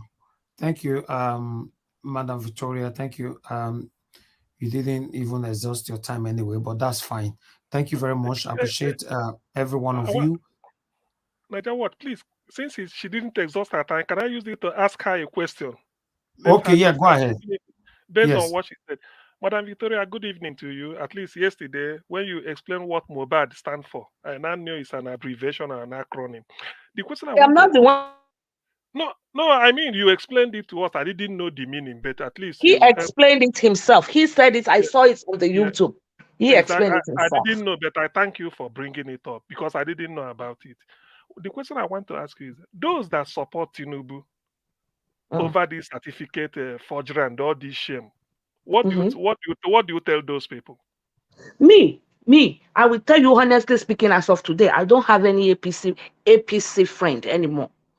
Because as far as I'm concerned, you see, to me, if you support APC, I see you as an evil person who does not like the progress of the country, who I believe you are like a slave that likes their chains. I have a pastor that supports APC. I blocked him on my phone because you call me every morning to come and join your 6 a.m. prayer. Yes, you are supporting APC and Tinubu. I blocked him off. I just insulted him and blocked him off. Because to me, I'm not an Igbo girl, neither am I a Yoruba girl. Okay, I'm from Edo State, Isha precisely, and I'm Isha girl. And can you imagine, Madam Victoria is from Edo State? I went to Ekpo myself. I graduated from Ekpo, ma. I think so you be Yoruba woman, no? I am not, but I lived all my life in Lagos. So I speak Yoruba fluently than any other language in this world. That's good. So I am not. But having said that, you see, when something is true, that's why I always talk about I believe in transparency, honesty, orderliness. That is my way of life. Even, I fight very well on this platform. When I stand for something, I don't speak on everything because it's not everything I know. But the little ones I do, and I'm very passionate about them, I stand for them. If you are supporting APC, you are not a good person. Now, I cannot say Tinubu's son will not support Tinubu. Some people are supporting Tinubu because they get a Gunje and a Gunje. No, they asked me a question. My time has been up since. Okay. Yes, the question is enough. The answer is enough. Thank you. We'll come back to you. It's okay. Thank you. No, Oga, CM, I will remove this minutes come off for your own. Just remove one. Just remove one. I won't mind. And add that one to my next round. I don't know if I'll be here for the next round though. All right, thank you, But you can't fault anybody that believe in APC and they want to speak for APC. Let them speak for APC, but you have to be able to defend it. You cannot defend lie, and you cannot. In order to defend a lie, you will have to use many, many, many lies to defend a lie, and that is what they are running to, and that's why they're coming up with different propaganda. That's just the simple truth. Dr. CM, good evening to you, sir. Thanks very much for joining us. Please. Thank you, Naija Watch. First, let me make one request. Later, that thing that had this, I want to see who tweeted it so that I can go and download it, and I want to have it as a record. That's by the way. Please, but I gave you the name before now. Maybe I missed it. But don't worry. Later, you can place it again. So please, good evening to everybody, and brother Pabat. So good evening to everybody. Actually, on this Tinubu issue, I think we dealt with it yesterday. But what I want to point out is that I thank Madam Victoria for the type of answer she gave, because the answer you gave is just from your conscience. Anybody who has a conscience. If you've gone through a primary school, secondary school, you know what you went through before you pass maybe any subject. And now for you to hear that somebody went and forged a result, and you even have the temerity to even instructing university, don't release it. Yet you are the president. If Tinubu is not a president, I wouldn't bother. If he's just ordinary person, maybe it's a deal gone, a mistaken business, and somebody is exposing each other. I mean, I shouldn't bother. Let them do it. But this is the number one citizen of a country.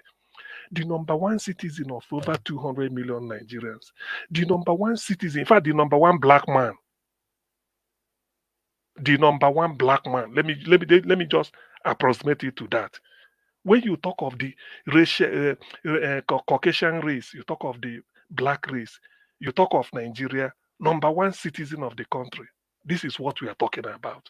So yesterday, I think I remember, because of those that we use maybe tribal interest or whatever to come and be defending him. There's a chap here who phoned yesterday called Olumide. See the way the guy was talking. He's Yoruba. Give us a mandate, says it here. That's why sometimes when I look at people, I say, what really do you stand? This is somebody who, how can we explain it? In fact, let me say this. If there is an ethnic group in Nigeria that will defend the education to the last, it must be Yorubas. If there is an ethnic group in Nigeria that will say the sanctity of education is Yorubas. Do you know my reason? Awolowo was the first Yoruba man to introduce free education from the primary school. 1952. I remember Dr. John Kayode Fayemi, when he was governor of Ekiti State. He said we started enjoying free education since 1952. So me giving it to Ekiti people is no longer new. That thing rings a bell. Now, how can you, from that area, people saying that this, and then it's disgracing the world? Secondary school, you couldn't even, you forged it. The fact that you even you are even telling the university not to release it. And now you are telling them, okay, release certificate, don't release my gender. We look at you as a man. So what gender are we going to get if not man? That is the meaning. You are a male before us. That's what you signed today. You are a male. Then what gender are they going to release if not male? It means something is fishing. He has passed the judgment. So it's a shame. The way I'm looking at it is, I'm looking at it that they said, in my language, there's a way they say, the Igbo people say it. He said the brother of a madman always scratch the eyebrows or something like that when the thing is talking, because you feel ashamed. Anywhere you go, you feel ashamed. This is the number one citizen of a country. Not just a country of 10 or 20 million people, but over 200 million. And the way they regard Nigeria as the home of all the black people, the most populous black nation. In other words, the number one black man we are talking of, politically speaking. Now look at the mess. You are even going to court to come and defend it. Ordinarily, he should have resigned and tender apology and say he's sorry. So that his reputation, people will say, at least you did the honorable thing. He's even defending it. Supreme Court is on fire. Because of what? INEC has to falsify everything. Do you know that up to today, INEC do not have all the election results, presidential election results from all the polling units in Nigeria. And yet they're asking Labour and PDP to bring the result from every polling unit. INEC do not even have their own, against which you compare every polling unit. Look at the mess Nigeria is going through. I'm looking at it. I'm looking at it from the higher pedestal. This is so shameful. We've not gone through this before. To be honest with you, when Olumide spoke yesterday, in fact, I felt like crying. Give us a mandate was speaking Yoruba, using it to interpret is a shame. But it's not only for Yoruba. Why I'm particular about it is, why are people even defending it? Why are people defending it? I think people should have been telling him, resign. You've brought monumental shame to us. Resign and get out. How can you be doing all this? Somebody said, okay, before us, a girl called Mesoma, who scored 249 in JAMB, she falsified it to 362 so that she will be the highest JAMB score. Innocent manufacturing car in Nnewi. Because of that, she's from Anambra State. Innocent gave her 3 million, announced 3 million cash to encourage her. But when everything turned K-leg, the governor of Anambra State, Soludo, constituted a panel, 7 professors, including the commissioner for education, invited JAMB, invited SSS, everybody, even the parents. They looked into it and they made a statement. LOBBYIST said at her age, she recommends a psychologist to counsel her, to tell her that you have a future. Don't start all these things now. And the case, everybody saw it the way, because nobody liked it. Innocent withdrew the cash prize immediately. He said it withdrew it because it's undeserving. Then why are we talking about Tinubu, president of the country, #1 black man, the most populous black nation on earth? And we are talking of school sat, degree, whether you attended or you didn't attend. You are not even ashamed. You should have been the person to say, release everything because of the high office you're occupying. Now he's talking the Emiloko, and you are bringing shame to the people. To be honest with you, sometimes when I remember it, I shake my head. Those that say Nigeria has gone to the dogs, I think they are dead right. I want us to look at it from the point of view of a national shame. There is no law. Even if you like, hire the best lawyer, give them the whole oil well. They see white and pronounce it black. They say the law dismiss. We know the truth. We know the truth. Somebody I quoted it here. A judge, a high court judge in Ibadan in those days told an accused, somebody is set free. Said, look, I'm not setting you free, not because you are not guilty, but because of the technicalities of law. You know in your mind who killed the accused. That thing means a lot. So what really are we talking? Why should we even be debating it? You see people like Ruben and Abati quoting. What are we quoting law for? Something that, did you attend the school? Yes. Where is your certificate? You should be the person to bring it out. That is the way, because it's your property. You show, you say this is it, just to show. And you are going to court or rigmaroling, trying to, if you touch this one, you do the other one, you do. To me, it's a shame. We shouldn't be this. If whoever what he sought, whenever you mention Tinubu, you just bend down and then shake your head. This is a national shame.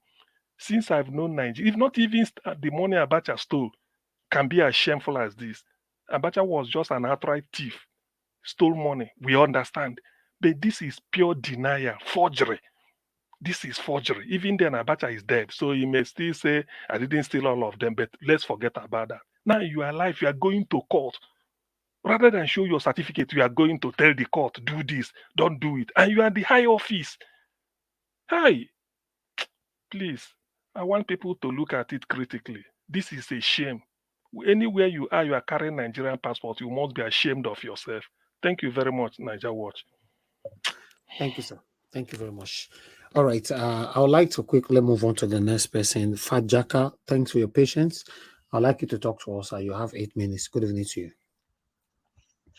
Good evening, Mr. Elvis, and good evening to the panel and to the rest of the people that are in the comment section. Thank you, Mr. Elvis, for this opportunity again to speak Thank you. on the issues.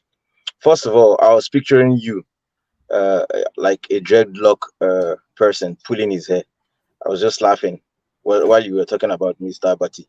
I've known Mr. Abati since COVID, and Mr. Abati is known to push the prevailing narrative. Whatever is the prevailing narratives, he comes on and spouts legal jargons to cloak the fact that he's ignorance on cloak his ignorance on the topic that he's dwelling on. He's there to throw out lots of falsehoods and under the cloak of knowing what he's talking about. But it's all smoke and mirrors. First of all, I'd like to talk about what he dwelt on. Former President Obama certificate. His certificate was not about his educational qualification. It was about his birth, if he was born in the US, and it was then termed birther. The controversy was dubbed birther certificate.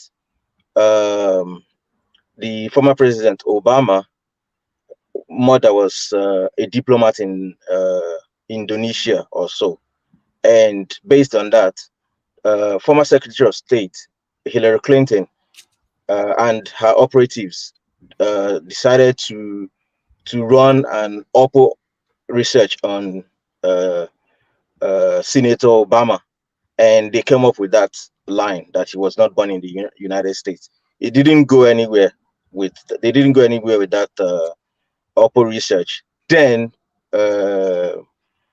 President Trump picked it up and then ran with it, and then eventually the former President Obama came out with the original certificate himself that shows that he's born in the United States. For example, Vivek Ramaswamy, who is a candidate for the U.S. president under the Republican platform, is a first generation U.S. person.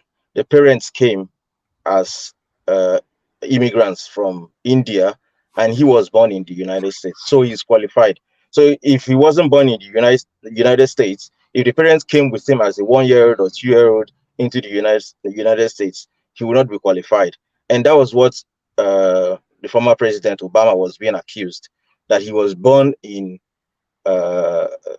territories outside the United States, not in the United States. So he had to present his certificate that proved that he was born in the United States.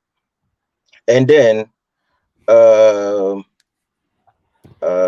running out of what I was going to talk about. But with what's his name, the pastor that everybody was talking, that we are now dwelling on, I think we should look past the office of these men that are talking and look at the contents of what they are speaking about. And every time you do that, you find out that they are wanting, irrespective of the office. So we shouldn't get all hyped up every time such men speak up, because I think personally, most of these people are media whore. They want to be in the media. They want people talking about them to keep them relevant, and then they come out and spout controversies all the time. That pastor is always wading in controversies because I think he keeps him relevant. And like I would always say, you ignore such people. I don't want to like dwell on pastors and people like that, but I think it's intentional what they do. They try to become the conversation every time.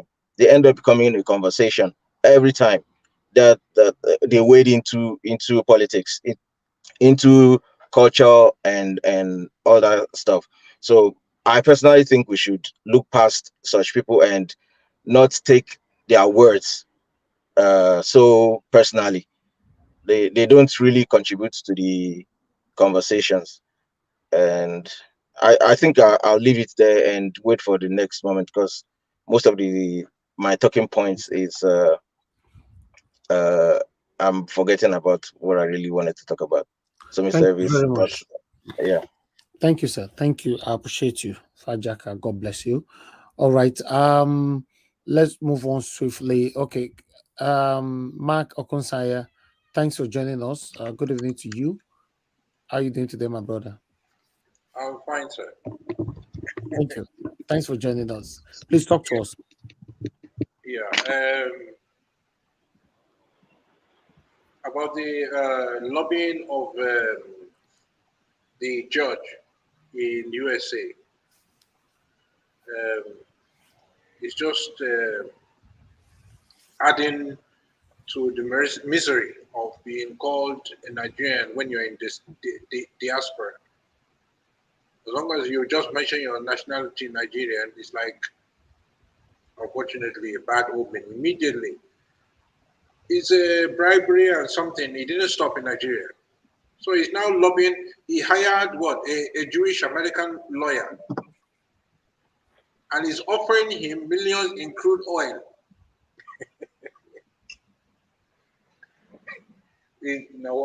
I'm laughing, but it's very, very serious. Yeah. You know, huh? Exactly. It's funny. Okay.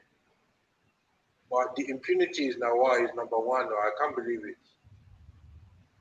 I can't believe it. But I think they have confirmed that it's authentic information. The judges, they upheld their ruling that they are not going to hide any of the information. They will release all 2,500 pages. I've not seen anything like that. I will confirm it. Oh, okay. Okay. Yeah. Yeah. It's yes. Okay. Let me stop there. Let me give other people a chance. Thank you very much, my brother Mark Kosai. Thanks for coming in. God bless you. All right. Madam Ellen, I can see you came back and you were logged out at the other time. So are you here right now? Yes, Mr. Elvis, can you hear me? Yeah, I can hear you. Yes, but Okay. I'm gonna give you just 4 minutes to conclude with your previous submission. Okay. Thank Okay, you like very I much. was saying, I still want to take on this pastor's issue. These pastors that keep saying, I see, I hear from God, they've caused a whole lot of problems. Do you know they've wrecked so many marriages because some gullible women believe in these lies that they tell them? They've caused families where parents will deal with their children like they're animals, and children, there was a case, some 2-3 years ago, where children, adults, you understand, we are told that their mother was the person responsible for their not moving forward. They stripped their mother publicly. They beat her mercilessly and stripped her publicly. Their mother, and these were men. And you know how men, prize their mothers above every other thing. But these men, because some crazy pastor told them that their mother was responsible for their situation, so these people, I don't listen to them. You see why things like this happen? Because people don't want to spend time, and get to understand what is happening in Nigeria. They are just in a hurry to, they are in a hurry to listen to lies. I was listening to Pastor Suleiman this evening. He said something. He was talking to the obedient. He said, he said a whole lot of things. Don't be intimidated. That what these guys are trying to do, they are trying to silence you. They are trying to make you feel like you're not doing the right thing. You are doing the right thing, and you have the right, because they have the right to their own, whoever they are supporting, and you have the right to whoever you're supporting. So why will you be silent? Why are they so interested in making you not talk? Why are they interested in and shoving it down your throat? Their principal is busy trying to hide something, and your own is saying go and check, and then they're still coming after you to tell you don't talk. So don't keep quiet. If they buzz you, buzz them, buzz all over, because you understand it's your right. They are Nigerians, you're Nigerian. So Apostle Nobody. Suleiman said all that. Yes, it is. It's on this thing. It's trending. Any which way they are bringing it, give it back to them. If they tell you, I thought you're a child of God, tell them, I know that you're a child of devil. So we are, as a child of God, I'm responding to you as a child of devil. So whichever way, so don't keep quiet. I'm just summarizing, but he said a whole lot of things. He said a whole lot of things to the obedient. So I'm still trying to understand why somebody cannot say, okay, is this what you want? Have it. This is number one citizens, for crying out loud. If it was America, would they allow this? I know how they operate. I know how they work. The whole place will be on fire. And I don't understand why they are still palling this and pampering it. Whether they are lobbying, there's a lobbyist that is being paid. Should they even allow that? Should this even be discussed? Give us what we want. You brought yourself to be public this thing. Then we said this is what we want for us to, be satisfied and relax and settle down and, flow with you. Why is it a problem? Why is it becoming an issue? Give it to us. That is what we want. You see, because everybody now knows that we are what we are. We are what we are because we allowed this for a long time. So for us to get there, that's what he was trying to say. For us to get out of it, we have to, also push. They push you, you push back. They push you, that's what they push you, you push back. Don't be silent. Give it, be out there, be in their faces 24 hours. So we have to be in their faces 24 hours till we get what we want. Thank you so very much, Mr. Elvis. If I have to add to what you just said, Madam Ellen, because for me, those of my brothers and sisters right there in America, Because I've seen so many cases where court cases ongoing. I see many Oyinbo people go they carry placard in outside of the court. You know, lots of them will be outside there every day. Now, I want to ask Nigerians in America right now, what are you guys doing? I'm only asking, I don't want to offend anybody, because normally, everybody wants this change, right? We want a better Nigeria. But are we actually going that extra miles to achieve what we are currently pursuing?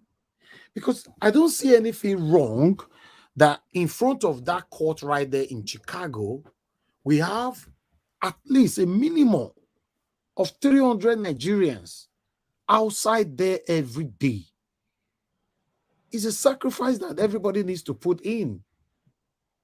But sometimes, for me, it looks like many of us demand for what we want from our comfort zone, but we don't want to actually put in that effort to achieve it. I'm only saying, because this just came to my mind now, because I wanted to divert a little bit. Since they started this court case, no single Nigerians outside of the court with a placard with different writings on it, expressing your displeasure, your dissatisfaction, and what the court is trying to do, or the current situation of Nigeria. All right, I'll call on Mr. Davis.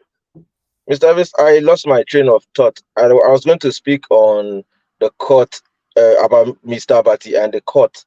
He was saying that the Supreme Court is not evidence-based, doesn't argue on evidence-based arguments. And I was going to say, if the lower courts dismissed Mr. Obi's case, dismissed his evidences, and he's taking the case to the Supreme Court, it will be a travesty of justice for him not to introduce those evidences.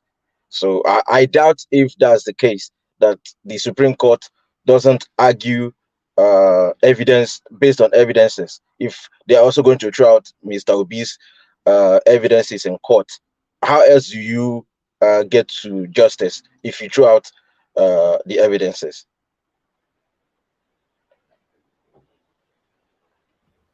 Thank you, sir. Thank you. All right, Mr. Niger Watch. Let yes, me ma'am. respond to you saying we are not going to the courthouse to carry placards. Okay. Can I? Hello? Yes, go ahead. Yeah, the courthouse is during the week, work hours. And a lot of people, because we do have Obidati group here, and it's during work hours, and everybody have to go to work, unfortunately. Because that's a good idea. I'm going to post that on the group, on the Obidati's group here. What is the chairman just left not so long ago? It was in Chicago. And it's very difficult to say you want to gather people during the week, during work hours, to go and carry placards. If it's something that the courtroom is open on the weekend, it will have been possible. So I think, but I will suggest it on the group. Thank you.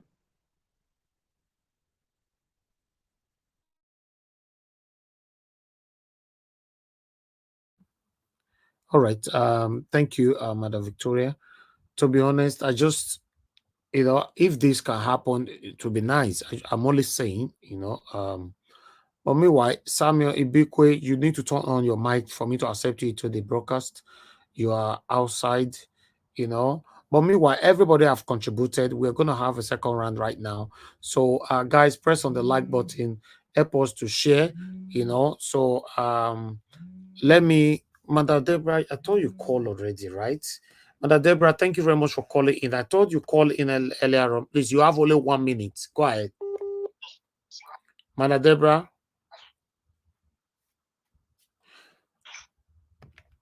I'm sorry, you are not talking. Let me call on Madam Nena. Are you there?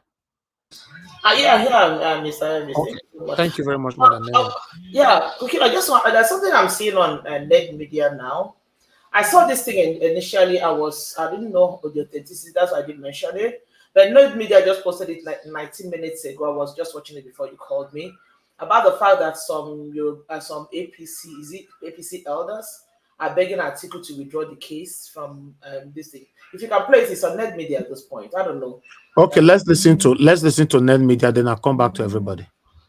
Thank you very much for although we started talking about it yesterday that APC youth and others are begging for Atiku to withdraw this case. Okay, I didn't know about Well, that. let's listen to this quickly.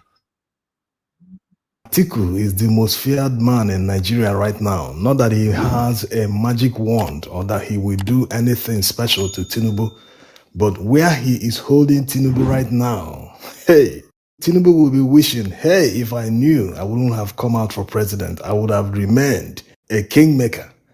Yes, that's why they are sending emissaries to Atiku to beg him to withdraw the matter from the United States District Court in Chicago. But it's already too late because Atiku will go to any length to reveal all the secrets of Tinubu.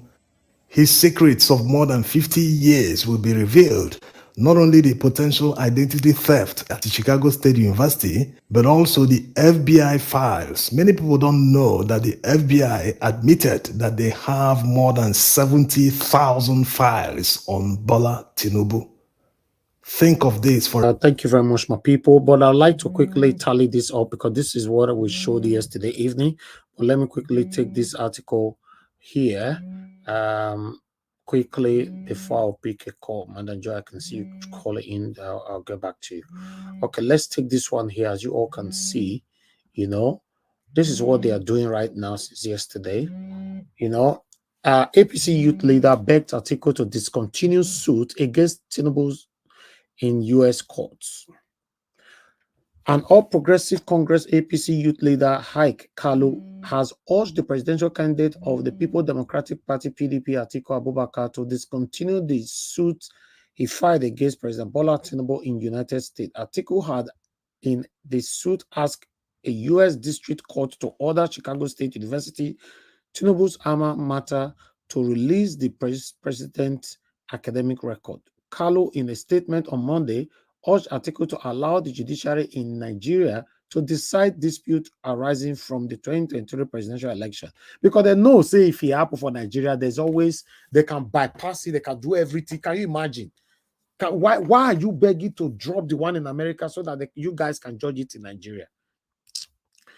He noted that Nigeria is being ridiculed in the Committee of Nations as a result of the legal dispute in the U.S. The APC youth leader said the call became necessary because the issue was already generating negative attention on Nigeria across the globe. He begged Atiku to save the country the embarrassment. The statement read, unquote, Atiku is a statesman and it's not in contention that he has the love of Nigeria at heart. Hey, can you imagine? I say, so people address Atiku like this from the beginning, APC.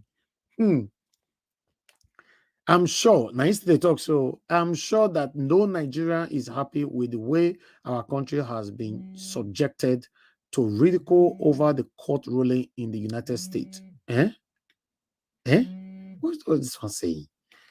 Can you imagine? For the love of this country and to spare Nigerians the shame of how this process may end, it is important that we plead with Atiku to drop that case and not allow us wash our dirty linens in public.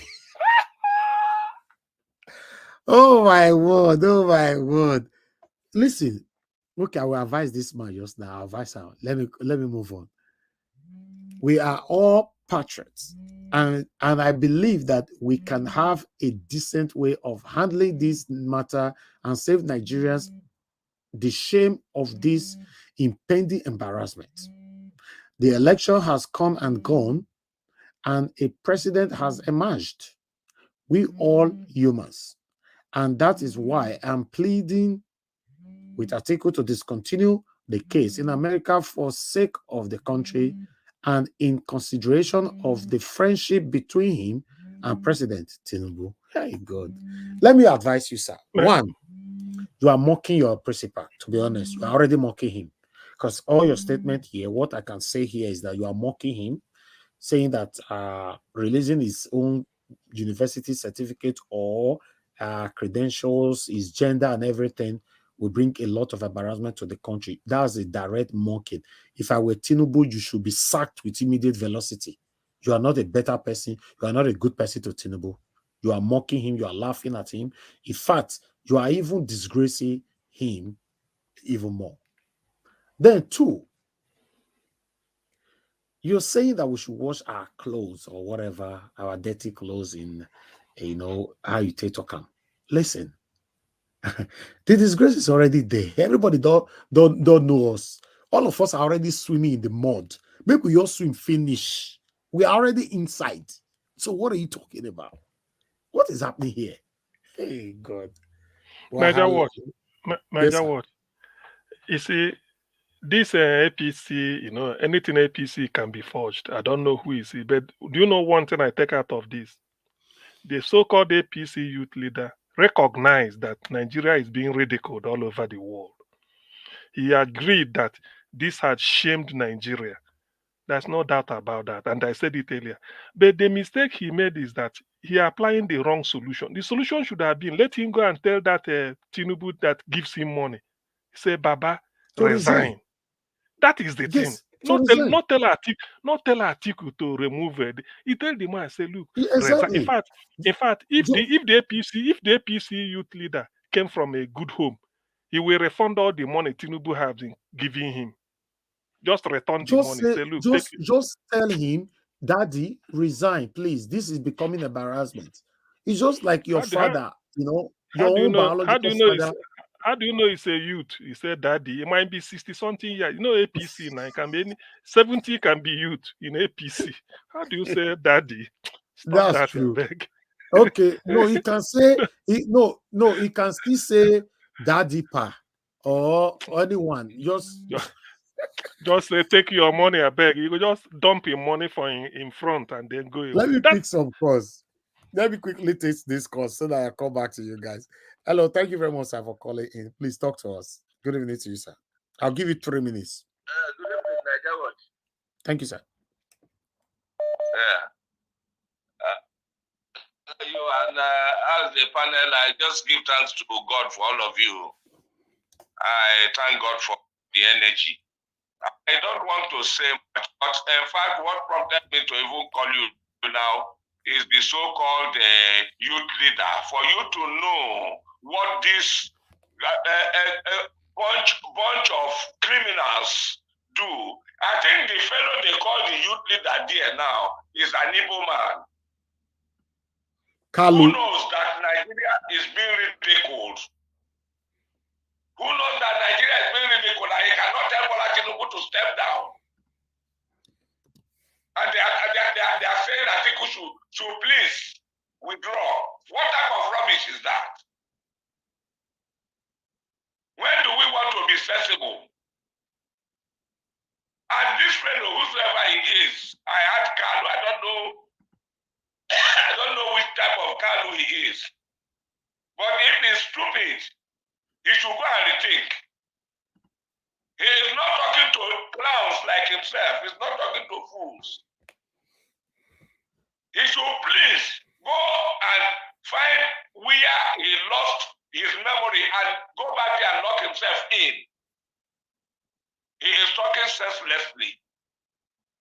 I don't want to really, try to think of the rubbish. It's an insult. Nigerians are being disgraced. Who is disgracing Nigeria? Is it Atiku or is it the Tinubu? Does he not know who is disgracing Nigeria? Can he not call Tinubu and tell Tinubu, please, sir, step down. This is enough. We've had enough of you. Must Tinubu be president? Must he? Will Nigeria start if Tinubu step down? This is enough. We've had enough. Okay, thank you. Thank you, sir. Talk about the other. Thank you for this opportunity. Thank God you, sir. bless you, and the Almighty God continue to strengthen all of you. Amen. Amen. Have a very pleasant day. Bye. Thank you very much, sir. Good night. Okay, Madam Joy, thanks for calling in back again. Please talk to us. Madam Joy. Hello. Thank you for letting me speak again. I don't take this for granted. I appreciate you, Mr. Niger Watch. And please allow me. I think when I talk fast, I kind of run the words. Let me see if I can kind of slow my words.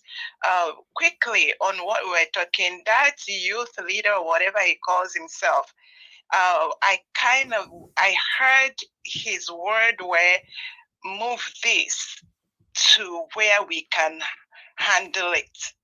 He still said a president has already emerged.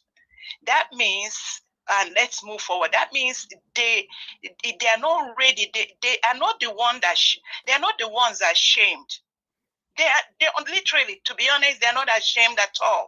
They have no shame. They have sold shame.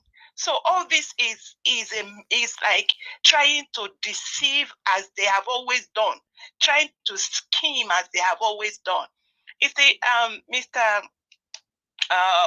There's this guy that was almost, whenever I use this word, I want to explain it so that it will help this guy understand. When I use this word PTSD or PTSS, it means post-traumatic stress syndrome or disorder. This is what Nigerians are going through. We have never had justice. True Nigerians, well-meaning Nigerians, have never had justice in that country. They have made our lives miserable. And now he wants, and I say this, please, Mr. Niger Watch, I know and I believe. That's why I'm almost a little anxious. If we miss it here in the America, it's like, I don't know. Because, and Miss Madam Victoria, you said something about obedience. I don't know. I don't belong to obedience, but anyway, all the obedience in America, all the obedience, all well-meaning Nigerians, if you know that, look, this is a do or die, because this man has ability, he has capacity, he has done it over and over. He can do it again if you don't find solution now. Everyone, regardless of whether you're PDP or LP or obedient or obedati, well-meaning Nigeria, let everybody gather. Madam Victoria, I don't know how to contact you. Let us form something to push to American judiciary and all the people involved, to let them know that we need this. It's for the mental health of Nigerians. It is for the Nigerians that they have been, everything we hallowed have been rubbished. They have done inhuman things. Our heritage have been stolen. Our values are messed. Our culture is rubbished. Everything we hold sacred has been taken from us. Integrity is stolen from us. Honesty is now an anathema in Nigeria. So if we can do whatever we can do now, it is now or never. Thank you, madam. Thank you very much. Tony Africa, you're calling back again, sir. You have 1 minute. Yes, sir. Thank you very much, sir, for picking my call. So, to Madam Patricia, please, I didn't say that you were scared of I said the system is what I said that you were scared of. Okay. Like now you not agreed to us. And the second that you are now begin to realize that some of the Christianity is part of our problem. I didn't say it's the whole problem, of our country. Yeah. That the other prisoners who were just submitted, please, Madam, I agree to you. That PTSD or PTTTTTTT, the people that they are not diagnosed me when I pointed that out, about almost a year ago, now they cry now. I don't want to mention their name now. All right, thank you. Thank you, Gato. Thank you. Don't bring controversy here, please. All right, let me move on to somebody else. Dr. Kelly, thank you very much. You'll be trying to join us. Is your network? Yes. Hi, Mr. Evis. How are you all, everybody? I'm fine, sir. Thank you very much. Good evening to you. Yeah. From Texas. Thank you, sir. Please talk to us. Yes. For anybody that knows the U.S. system, there's nothing like first class in the first place. If Tinubu had gone through the U.S. system of educational system, for him to tell us that he got first class, that's a big lie there, right? It is a big lie. US doesn't go with first class or second class or whatever class you go. It's GPA. That's God bless you, sir. We don't use first class here. Yeah, thank you. Yes. God bless you too, dear. God bless you too. So for Tunde Bakari, let's go to Ruben. Please, in as much as I've never, if you go through I see the through Dr. Bati's record, you will see that it's part of the system that we are trying to change. So, but in as much as whatever he has been saying or he has said, I still recognize him. He is an academic doctor and the guy is intelligent. We have to give it to him. But it's very, very shameful that people in his class, I don't want to bring up Owolo Soyinka to this level also, but permit me to, that Owolo Soyinka has brought himself to know that he is being ridiculed. Don't forget that Owolo Soyinka during his own days went to a live radio station and put a gun on the broadcaster just to get his message passed across. Today, for me, just being say I'm supporting Peter Obi, and I'm very proud of everybody in this forum.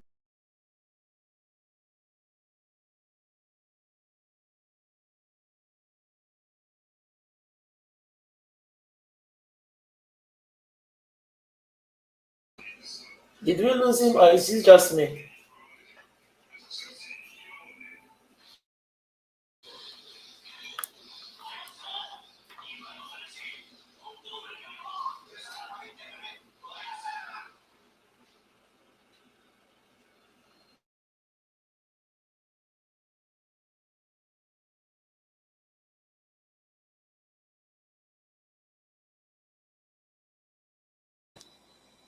Is he still talking or is it my own network that is bad? No. I think we lost him. I was wondering if it's me that's as No, well. we lost him.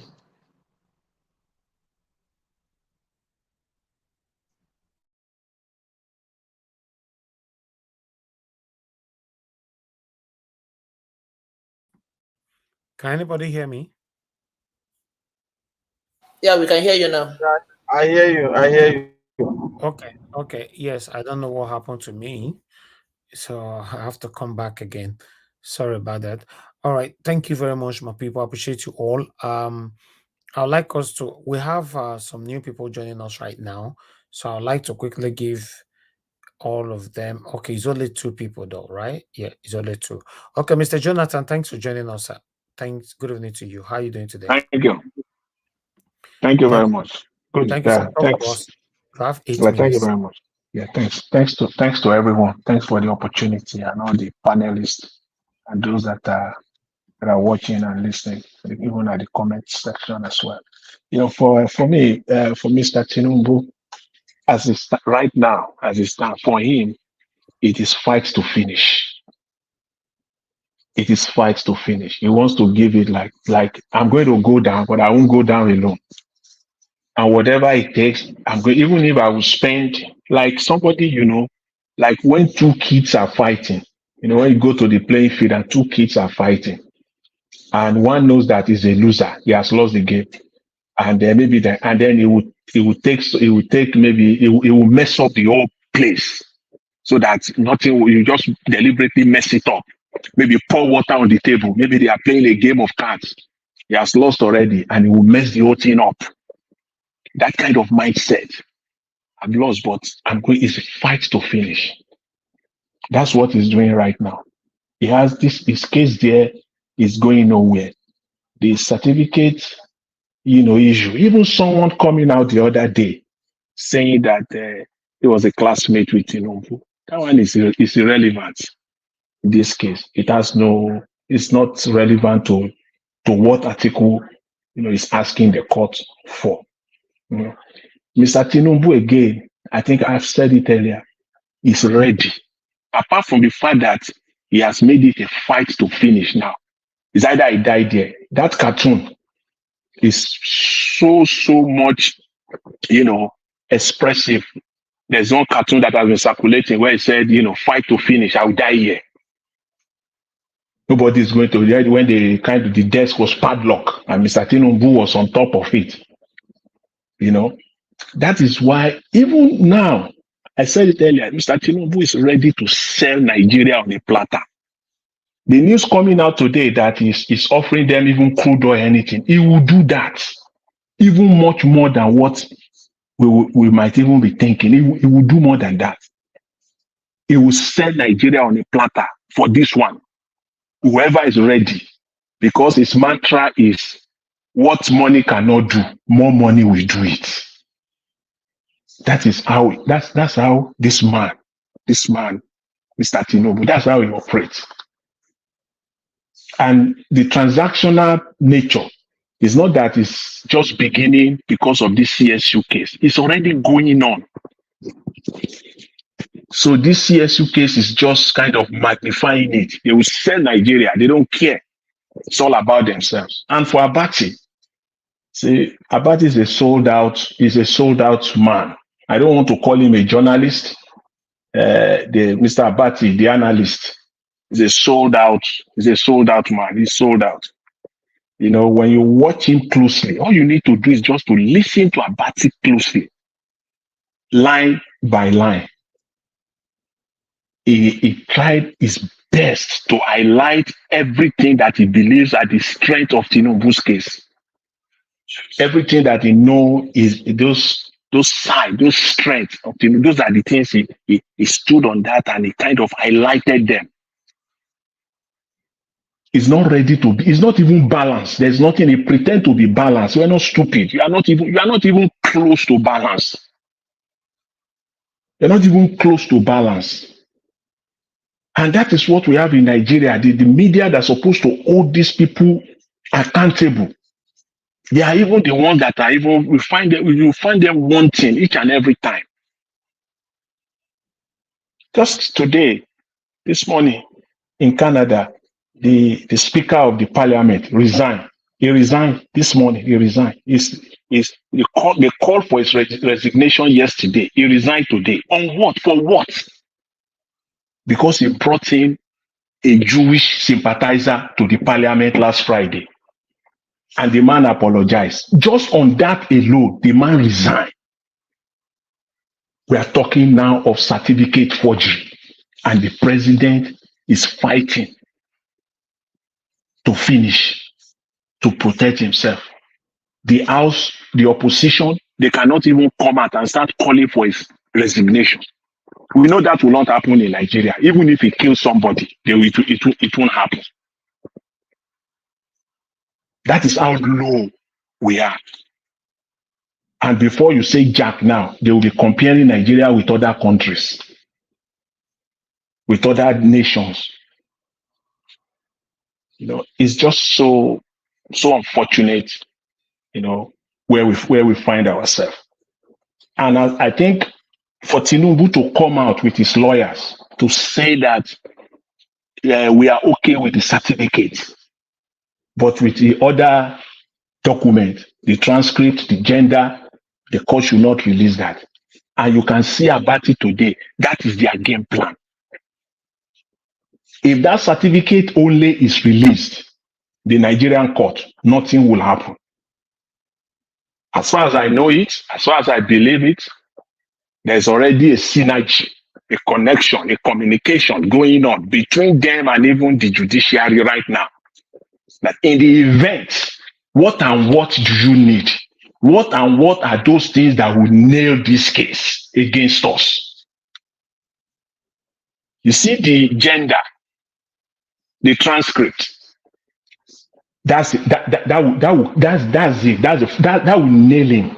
And even the argument of Abati that you must for Supreme Court to even accept it as being an admissible evidence at this stage, it must be compelling.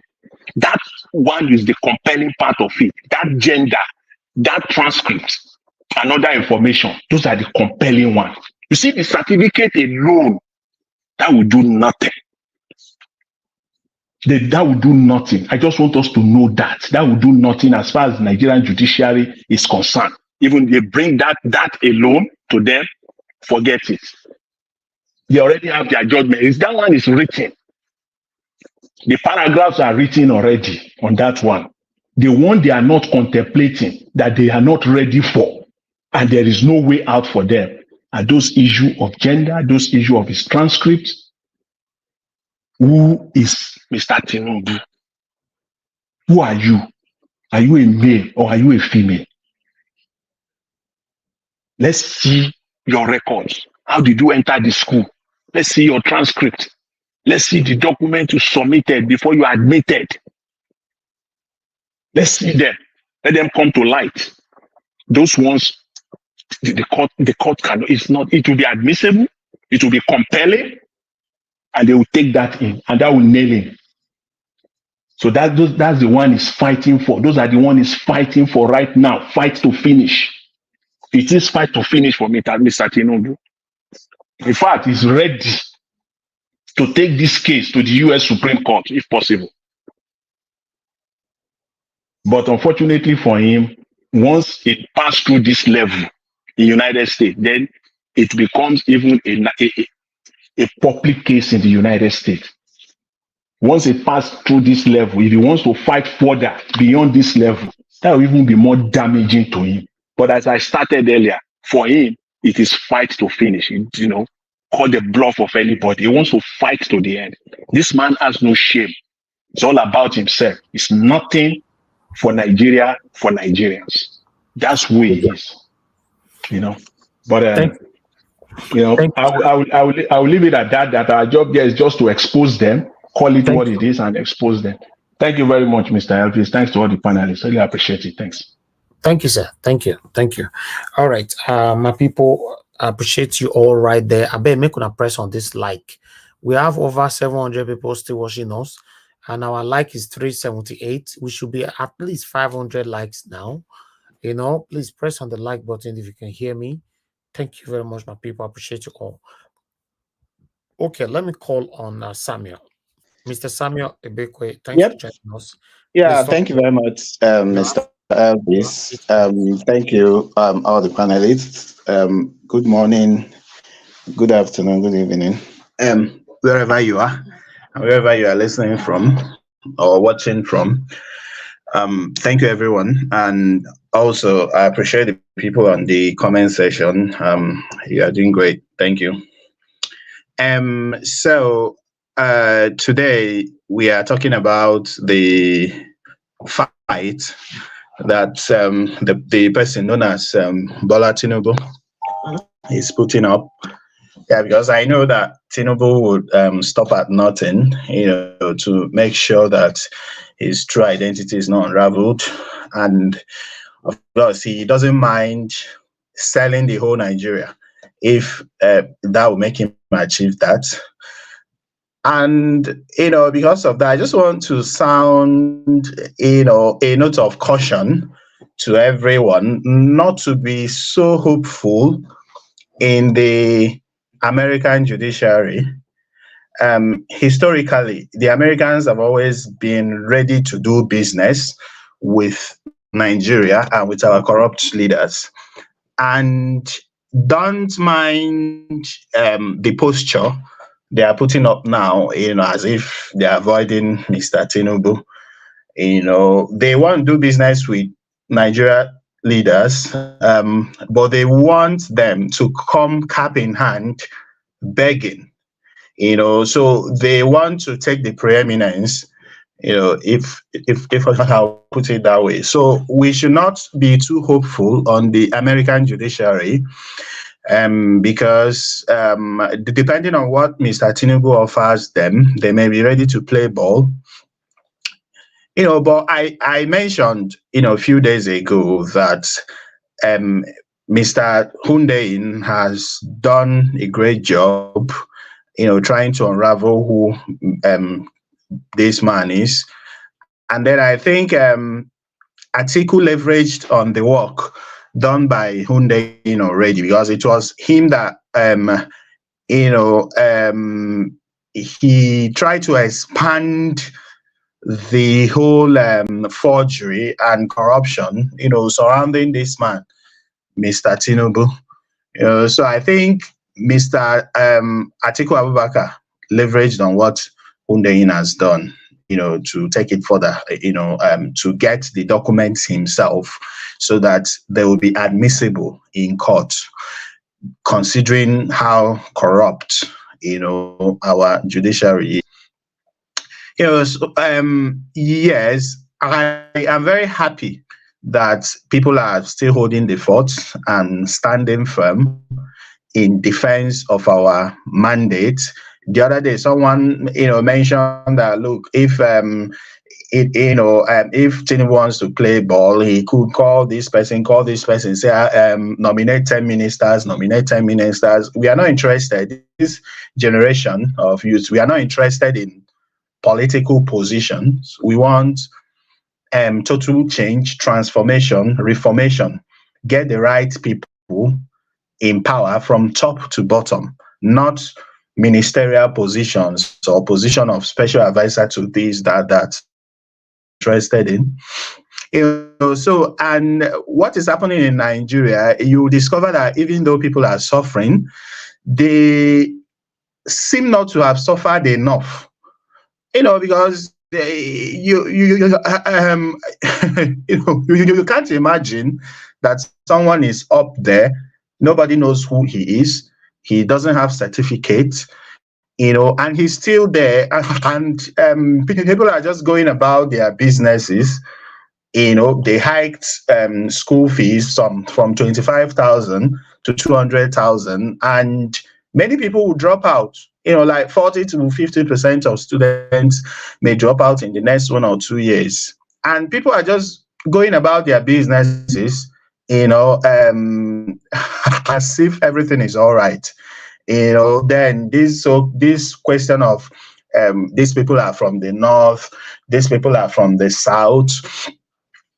Nigeria will not be liberated except the so-called people that, if someone that is from their side is a corrupt one, they'll say, it doesn't matter.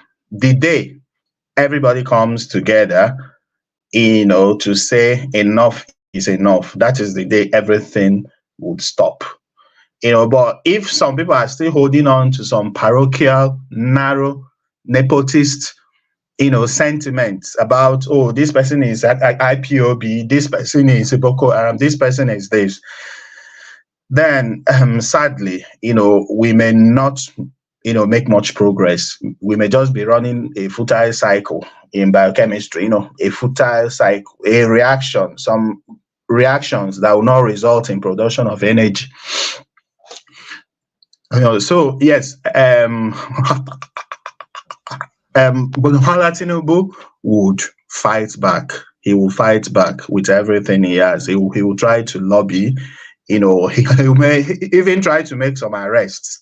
He may even try to blackmail some people. Recently, some pastors prophesied or something. Some religious leaders prophesied that Peter Obi may be arrested. But that wasn't, just a prophecy. It's their plan. So they sometimes recruit some of these religious leaders and then give them a script to read, then I'll be watching the temperament of people to know, oh, if we arrest this man, what will people do? So for the Chicago case on Monday, I don't really know what was the outcome, because there is a sprinkling of news here and there, that this will happen, the other will happen, but I have not really read the whole story tonight. I don't know if you have any idea, what the court ruled on Monday concerning this case. Sorry. All right, thank you. At this moment, what we have is that Tinubu have asked the court to give the details of his certificates, but to keep away his gender and other transcripts and many other other documentation concerning him. So I don't know what the final judgment is going to be, and I don't know how they're going about it. So I don't know what happened today, but looking forward to another breaking news tomorrow morning. Thank you very much, sir, for your submission. All right, thank you. Thank you, sir. Okay, let's do our final submission now to everybody. This is a final submission, so please let me come with Madam Nena. Madam Nena, are you there with us? Yes, I am here, Mr. Ellis. Yeah, so thank you. 6 minutes I'm giving on final submission. 6 minutes. No problem. Thank you so much. Yeah. So the issue of Tinubu and his certificates. If anybody is still in doubt that the person that went to Chicago State University is not this character that we are seeing his face right now, that means that person is living in a I don't know, in a world of fantasy. I don't know what to say. And that person is an enemy of the state, because sometimes you'll be supporting something, maybe because you don't have a full understanding. Then it should get to a point where you say, wait, hey, so I didn't know that this thing that I've been supporting, I thought this thing is actually like this, or so this thing is actually like this. If at this point, which I'm still not surprised that I see some, because even if any human being come out today, no matter who you are, you will see get followers. There was one time we were talking about this Tinubu's issue. So the analogy my husband gave was, he said, after all, Adolf Hitler committed that atrocity he committed in this world before he is passing, but he never lifted a gun for one day. He never lifted a weapon for one day to attack person. There are people that we are ready to stake their neck for Adolf Hitler, but today we are seeing him who he is. So the point is this: with all the criminal activities, with all the mago, with every, in fact, I have never seen any human being that has the kind of baggage that this man has. I honestly, sometimes I sit and I imagine, how can one individual, one particular person, has all these baggages? You're talking about fake name, fake employment history, fake academic history, fake every. Are you people even sure that this man is the father of that boy they call Shay? That boy should go, maybe should go and look for his check for his due DNA and find out his true paternity, because everything about this man is fake. Who is even sure the kind of deal he had with inside the room with this one that is running around calling herself his wife, that she's able to go out and get you allegedly? Because at this point I don't even want to. It's like everything about this man is fake. Everything about him is fake. I was just saying that I was just looking at Sheyi's picture, say this will not resemble Remi, and resemble Tinubu. That is just allegedly. I'm not saying that, but because it has gotten to the point where I doubt everything that has to do with this man. Everything that has to do with him, I doubt it. And again, I ask myself, somebody like Remi, because like I said, maybe before, maybe she doesn't know much, but with all these things that is happening, That woman, like, I don't know how some women manage with this kind of human beings. Do you even ask, wait, to this, my beg, this my husband come? All these things that people are saying left, right, and center. Please, is there anything about you that I don't really know? Like, does she even ask such? Do these people even have conscience? Like this thing that is called conscience, my conscience, where you sit back once in a while and ask yourself, like all this period, this time I look at everybody that is connected to Tinubu. Yesterday night I was watching an interview with this young lady, Beta Edu. Like looking at her with her beautiful face and her eloquence with education. I just see people like that as bunch of fools to be fighting and defending this human being. I ask myself, such people like Beta Edu, maybe you didn't know before. At those points in your life, have you sat down? If I'm close to somebody like that, so that's the kind of so this woman, I know you are making your money, I know, but have you really sat down to ask yourself this thing that the whole world is talking about, this man and his baggages? Do you even sit down to ask yourself, is this man really who people say he is? Is he really who he is telling us he is? Like, I don't know, like I see everybody around Tinubu as being dirty. Honestly, I see them as being dirty because I feel like it takes a dirty person to fraternize and to frolic with a dirty person. Honestly, not just the way I see it. This one is just dirty, every part of him. I don't get, how can one individual have all these baggages around him? And like the last speaker said, he will fight to finish this. First of all, one thing about Tinubu is that he's a very, very arrogant man. And everyone that is connected to him, he is such a person that has always lived his life believing that money, because these are people that made money that didn't work to get money. When you make money through fraudulent means, so you think that money is everything. I mean, my money is there. You can always speak for me.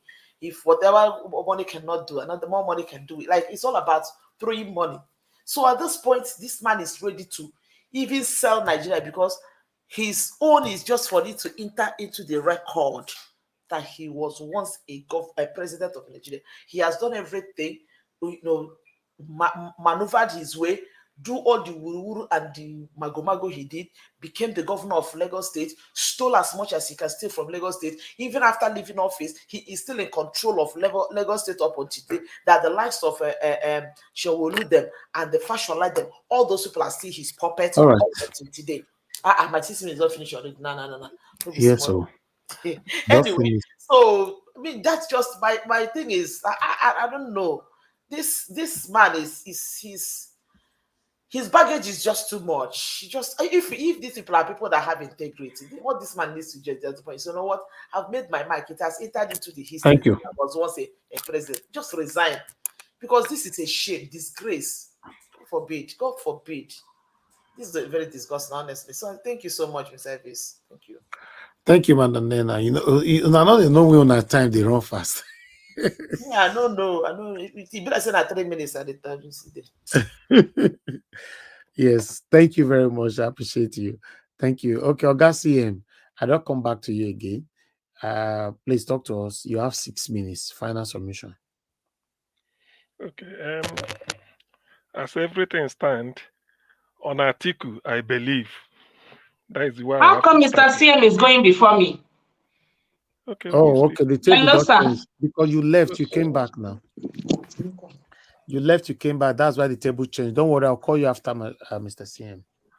Okay. Go ahead, Mr. CM. Okay. So I will say, as things stand now on Atiku, I believe, and it's for obvious reasons. I believe because let him pursue the case to its logical conclusion. By the principle of unintended consequences, it will favor the obedient. You see, yes, I'm taking this route also, but I still have to get back to what I said earlier. I want Nigerians to be discussing this. It's a national shame. This is no longer idea of APC, PDP. It's a national shame. I've narrowed it down by saying the most populous black nation in the world, they say it's Nigeria. Okay. The number one citizen of every country is the president. In other words, the number one black man is what we are talking of now. Look at the shame. Can you imagine? And they're even fighting it. Now, those people from Niger Delta, if there is any time to demonstrate, it is now. They are not going to batter Nigerian crude oil because of a criminal. So a career criminal, somebody who has built all his life on criminality. You can't ask Tinubu for one document he will present to regional. No way. No primary school, no secondary school. What did you give to Chicago that why they admitted you can't provide? Now imagine before the war, you are challenging it in American court. You are challenging it that they should tell the court, okay, you give them this, don't give this. Who are you? Who are you? Eh?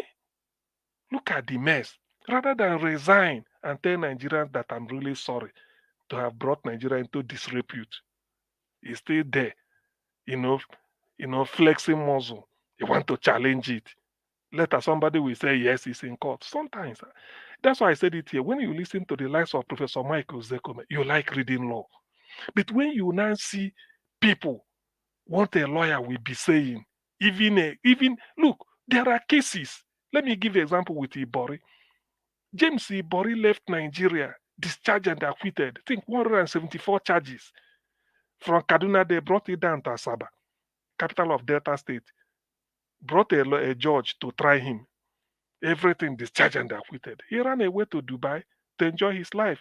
But because of the money laundering, the British government has to extradite him. Tell the UAE government, we need him. And they brought they brought Ibori here. Ibori hired lawyers. I followed the case in 2011, 2013. I followed the case. They said, look, when you go to court, you don't have a case.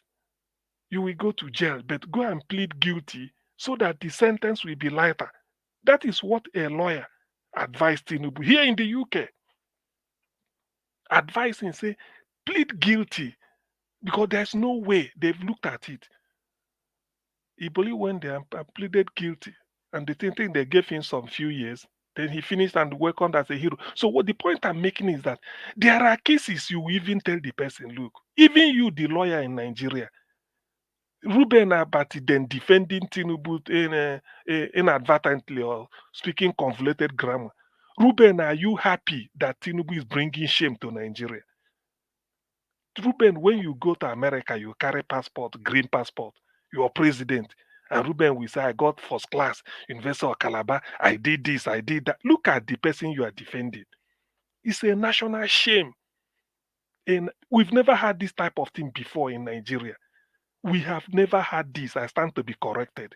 I've never read about a Nigerian head of state, even under military, and they are challenging it. Even for what, even let's say there's a business and somebody is trying to expose him. Now look at what we're having. Rather than the man resigning when he moved to America, if it were Nigeria, that's why the so-called youth leader APC is asking, let them bring it back to Nigeria, so that they can buy them. If you agree not to be bought, they will burn your house. If there are any judge in Nigeria you refuse to be bought, they set your house ablaze.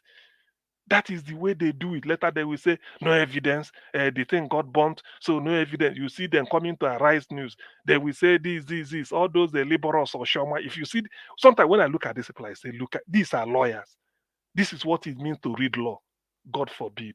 But then when you remember the lives of Professor Michael Zekome, you say, yes, there is hope. These are lawyers.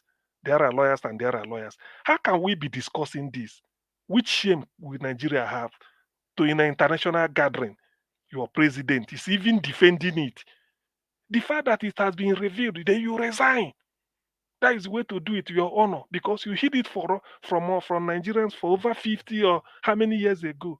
The fact that they've exposed it, you resign. That is the way it is done all over the world, because it is hidden. But if we didn't know it, well, so be it.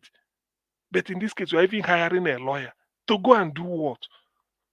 Hiring a lawyer to go and defend fraud. How many thousand pages they call it, and you are telling them you are changing his release. Maybe Tinubu will tell them that Nancy Maldonado should be changed, that he want to bring one judge from Nigeria, transfer him to America to try the case. Man, this anybody when people say Nigeria is finished, this is real finished completely. This is a shame. Nigeria can never recover from this. To be honest with you, there is no earthquake, there is no volcano, there's no flooding, nobody died, but this type of shame. Why I say this is that I know what it means, the sanctity of knowledge. You can't forge a paper. When it's discovered, then you give way. You apologize and get out. That is the way it's done all over the world. Then in this case, we are hiring a lawyer to go and tell American democracy what to do.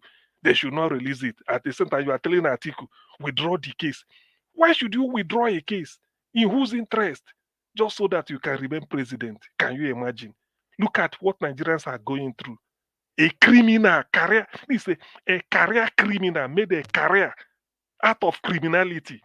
People can do such thing. Maybe you enter Molu, you didn't pay, you didn't give conductor. I mean, you didn't pay your money, you drop out or conductor chop change of a customer. Yes, it happens. But how can somebody build his life on fraud from the name to the certificate? And now you are in Aso Rock and you are talking. Even in it's not a street joke. And people are even talk, nobody's saying anything. The parliament, the House of Senate, are they not aware? Is it only in Niger Watch we see all these things? Don't they see all these tweets Niger Watch is sharing with us? All these headlines? Don't the senators see it? Are they happy? Are they happy? House of Reps, don't they see it? Every state House of Assembly, can they convene an emergency sitting and tell start impeachment process that the man is bringing disrepute to Nigeria? How can you tell an American court, release certificate, don't release my gender? Who are you? How dare him? What is he talking about? And the whole country kept quiet. Everybody's going about his normal business. Jagaban, Jagaban. And illiterate like this. You couldn't pass any exam. Everything is forgery.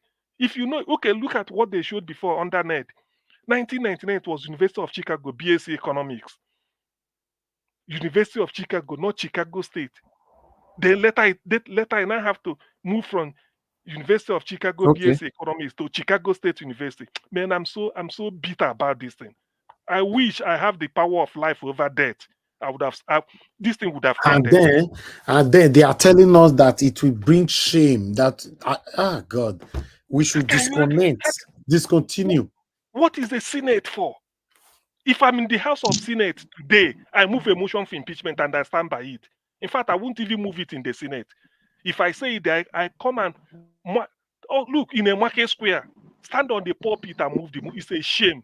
I rather commit suicide and die than to bring this type of shame to a country. If this is what will cost me my senatorial seat, no, if it's what they bring shame to the country before I can. If this is what we please mute yourself. Who is that? Madam Victoria, always mute yourself now. If this is what will cost me my senatorial seat, I give it up. There's what they call honor. I can't be a senator. I can't be a parliamentarian, and somebody above me say a president this thing is going. Okay. If it were Uchi in Nigeria, then but this is now in the United States. The world is now listening. CNN will be carrying it. They have correspondence in court. And they're talking of a president, and he's even hiring a lawyer to go and defend himself.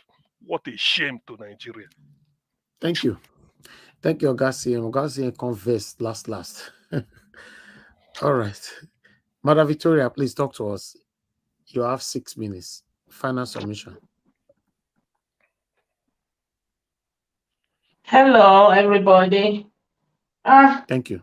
I don't know what to say in 6 minutes, to be honest with you, but we just have to keep fighting Tinubu, and we have to be ahead of his game. To me, I think we are very reactive. I think we should be proactive, but I don't know how we're going to do that, to be proactive instead of being reactive to Tinubu. So I don't know. I just hope what I'm going to do is I'll talk to the other group and see what we can do. If we can go to the, carry placards, I'll see what we can do, but hopefully we get our mandate back. Madam Victoria, if you guys can do that, I will be so much proud of you. If you guys can do that, I will be so much proud of you all. Yeah, I'm going to, when I hang up this show now, I'll call the president of the other group here in Chicago. And it's not really just Chicago, it's just Obidati all over in the United States anyway. But we'll see the people in Chicago if we can actually go to the courtroom and put placards and write petitions and stuff like that. You see. And then we'll see. I know I'm very optimistic we will get our mandate. How or when, I don't know, but I think we will, because it belongs to us. So we will get it back. Thank you. Thank you. Thank you very much, Madam Victoria. God bless you. Okay, let me come to Madam Helen. Madam Helen, thank you very much for your patience with us. If you are there, please give us your final submission. Good evening, Mr. Elvis. I'm here. Good evening, ma'am. Thank you. Okay, Mr. Elvis, I'm just going to remind us of something. You know, I think 2 months ago or thereabout, my son made a summary of what we are talking about today. That somebody went into school as a woman and graduated as a man. As simple as that. So when somebody is saying, don't release my gender, release just the certificate, the other records, please hide. What does that tell you? I think maybe this is the first time, because I don't know whether as at that period there was any form of transgender or stuff. So I think we've gotten to that point where Nigeria, we've eaten everything, but we never knew that it will get to those points where, you know, this kind of embarrassment is a public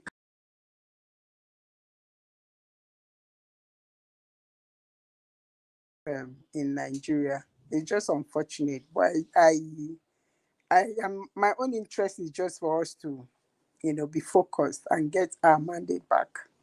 You know, like Madam Victoria said, if they can do that, it will be very, very good. I think it will go a long way to also, you know, help us to, you know, be out there, to be in their faces. Let's keep pushing. Let's keep talking. Let's keep shouting it. Because whether we like it or not, we must get our mandate back. Thank you so very much, Mr. Elvis.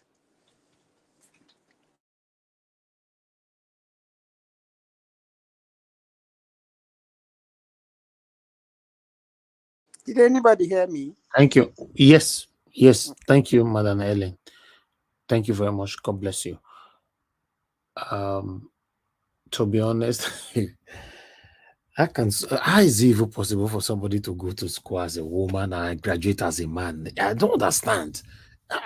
So can't we pay the year? I don't understand. How is things like this even possible? Kai, if you say more true, shall embarrassment to all of us, Kai, the embarrassment to Nigeria. God, this thing, people will use and laugh us for long because it's so embarrassing. This is greed for money, greed. When you are not contented with what you have, you want to dig more. This is what it leads to. It now start giving you public disgrace. Greed.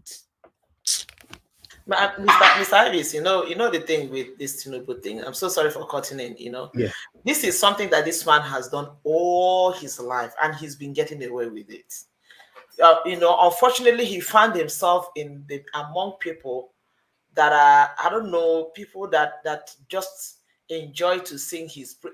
Let me tell you, this is not just about maybe castigating anybody or maybe running any group of people down or anything like that. But honestly speaking, there are some parts of the world, there are some parts of the world that somebody cannot be like Tinubu, carry out this kind of criminality for a very long time without being caught. But it's just unfortunate that he finds himself in the midst of people that are just interested in people that don't ask questions. All they want to do is, what can you give? and they're just singing your praise. I don't know. This man, please, I'm not too old, I'm not too young to know that. I know when Gani Fawemi was fighting, this same thing that Atiku was fighting. Maybe Gani Fawemi did not go to the point of going to the church school, I don't know. But I know Gani Fawemi was fought seriously about these things. But this man, this is what he's been doing all his life. So he thinks he can still keep going. Say all his life. It's so shameful, honestly. He's been a criminal all his life, and he's been getting away with all these lies, all this mago. So sad. So sad. He's a career criminal. Career. He made a career out of it. That's what I'm saying. He's not finished me today. Madam Nena say all his like you say career. Who should be career criminal? That's your profession, like journalism. That is his profession. Criminality. How can somebody be like this? Oh my God. Even defending it in a foreign court. In a foreign court. We are even suggesting what they should do. Hey! He's a career criminal. Made a career out of it. I beg you, don't use that finish me this evening. Career, I never heard that one before. There's a career journalist, a career accountant, a career engineer. This one a career criminal. Okay. How did you get here? Career. No, honestly, I feel like Remy is even as worse than this one, because he cannot be living with this kind of a man for all these years and all these things, even with everything that's thrown around. That you're just, I feel like she is as worse as this man, honestly. All right, there is no way you get married to a man without knowing what the man is doing. Any woman. And Remy knows about it. Some money were deposited in Remy's account. You see? Remy knows everything about it. Okay, let's hear from someone else. There's Mr. Jonathan. The drug money was deposited in, he knows everything. That's why he cannot leave Remy. Mr. Jonathan. Thank you very much. Your 6 minutes now. Thank you very much. Yeah, I was enjoying that description. That a criminal all his life. A criminal all his life. Career criminal. I was enjoying that conversation. Anyway, I want to start with the APC youth. That you have on screen, the APC youth leader asking Atiku to discontinue case against Tinubu. That is the problem we have in the youth. They said APC youth, which goes to tell us that there is no truth anymore in that country. Even the youth, it is all about what they are going to get from it. This youth they are talking now, if you look at them, most of them, they are under 50. They are under 50. Under 60. So these are the people now. Let's even assume that everything is fine. Those are the people now that are potentially will now get to the position of power. It's like you are getting trained from a criminal. When you get there, what do you become? You become a master criminal. These are the people. It's so disappointing when you see headlines like this that youth they are asking for, all because what they are not different from all people you call these Yahoo boys who are so desperate, doing money rituals because they just want to be seen. They want to be recognized. They want to become famous. They want to go out flashy and see the type of people they are associated with. This is what is all about. Youth asking that, it's just so disappointing. Nobody works with this man, Mr. Tinubu. Nobody works or even just be around him without you having to bury. You have to bury everything good about you.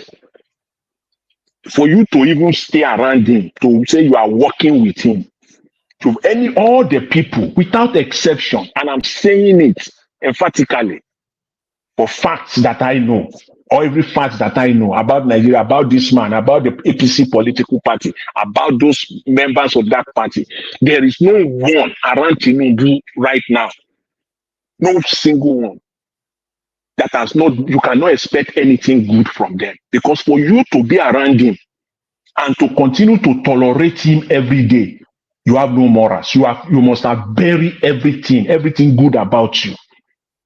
Everything good, every morals that you stand for, you must bury it. You know, this man has brought Nigeria to this level. This shame. This shame. He has brought it to Nigeria. And what is even worse about it is that this shame, it continues to bring this shame on a daily basis. On a daily basis. I give an example of a politician that just resigned. He just resign. Just get out of the way. This is even the height of it. How do you want to classify it? Just resign and bring Nigeria to order and bring some respect to Nigerians and Nigerians as a whole.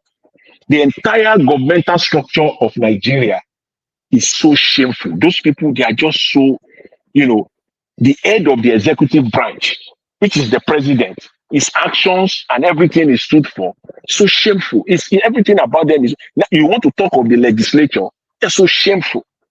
The judiciary, which supposed to restore order, their own dishonor is even second to none. You can't even their own dishonor. The judiciary is even so. Where are we going as a country? Where are we going as a country? It's just when you just at this time, what is so disheartening to me and discouraging is that I've not seen anybody in Nigeria, in the Nigerian space right now, to have come out openly.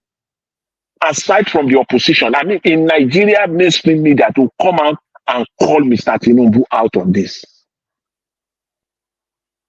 I've not seen it. They for what? Is he a god? Exactly. I've not seen it. I'm waiting day by day. I wake up every morning, I'll go, maybe there's an interview, Arise News or channels. I want to see, maybe somebody is bold enough to come out and say, if I will die, I will die. This is the situation of him. A whole Nigeria, nobody has come out to say what is going on right now is shameful to Nigeria as a nation, and we must call it what it is and say it out. I've not seen what is going on here. Everybody is hypnotized. Even what we're saying here, nobody can say that in Nigeria. This is just, sickening. And I think, we just have to take it to another level. On our own side, we have to take it to another level. If it is to bring out press releases in the US, because when you bring out press releases in the US, press releases in the US goes far. We can bring out daily press releases in the US, that the US, whether you like it or not, CNN will carry it. Whether you like it or not, Fox News will carry it. Whether you like it or not, ABC, they will carry it because it's press release. It goes straight to their newsroom. Individual, this is so serious now. It's just sickening. I will. At the end of it all, I will just hope and put everything on the judiciary, and I hope that they just do what is right. Hopefully, if Nigeria will still stand as a country. Thank you very much, Mr. Elvis. Thanks to everyone. Really appreciate it. Thank you, sir. Thank you. I appreciate you too. Okay, Mr. Samuel, please give us your final submission. 6 minutes. Okay. Thank you very much. I don't know whether 6 minutes will be enough for me. Someone mentioned Remi Tinubu not knowing that the husband, is involved in all this fraud, drug, this thing, certificate forgery and the rest of it. I think from David's investigation and documentations about Tinubu's activities, I think he did mention clearly that Remi was involved. In fact, I think some payments were made into her account. So she, from all the things we've seen, from all the evidences, she has been in cahoots with Tinubu and his boys, so they know what's going on. Now, we find it a bit surprising that since this court proceedings started, we've not seen, people protesting. We've not seen placards, and you, Mr. Elvis, has expressed your worry as well. I think for me, people, are sort of fed up with the role that the United States played, during the election and after the election. The way they recognize this man, despite the flurry of evidences of a rigged election, manipulations everywhere, they still went ahead to recognize him. So if they could go that far, people would be expected, to lose confidence, to develop cold feet, really. But if, we could gather some people to protest, at the courts, make some statements, that may help. But like I said earlier, we should not put all our hope on the American judiciary, because they could be compromised at any point. They're always ready to do business with Nigeria. So regarding this man called Bola Tinubu, if you look at Tinubu very well, you would discover that he looks like someone that really suffered, as a child and as a teenager, someone that suffered malnutrition and the rest of them. So I think the family that adopted him maybe picked him up either from one village in the southwest, or maybe from somewhere outside the country. And I don't think he attended Chicago State University, because he does not have secondary school certificate. He probably didn't finish secondary school, and because then the standard of education was still high. Someone could be in class 2 or class 3 and still be, some kind of intelligence compared to what we have nowadays, unfortunately. So I don't think he finished secondary school. He probably dropped out, maybe found his way to America, probably to help the drug cartel, and maybe found his way around Chicago State University and other places in the United States. That is what I think. I don't think he attended his school. And then this United States that we are talking about, some Nigerians in the US are unfortunately actively supporting this man. Recently, there is a video circulating where I think he went to the US, and some people were at the background trying to force words on him, trying to tell him what to say. Someone was saying something like commodification of the Naira. So, and I was really amazed that we've gotten to an extent where someone that, apparently looked intelligent, someone that has some ideas, would just squeeze in one corner and be shouting his name and his ideas for recognition instead of sending, something to the government, an article or something, outlining his ideas. So, immediately he mentioned the cassava. The Bola Tinubu guy just turned away and just walked away. So I don't think it was a very, pleasant sight to see, for someone to just be there shouting his ideas and saying his name, this just to be appointed, over there. And, we see that he has surrounded himself with people that he trusts, people that are in the same business with him, like this Femi Gbajabiamila. And it was the rift between Gbajabiamila and Dela Alake that made Tinubu to send Dela Alake to the Ministry of Solid Minerals. So Dela Alake was telling pressmen, that he was sent to Ministry of Solid Minerals, that he liked it. He did not like it. He wanted to be appointed Minister for Information. But they felt that if he was appointed Minister for Information, he would,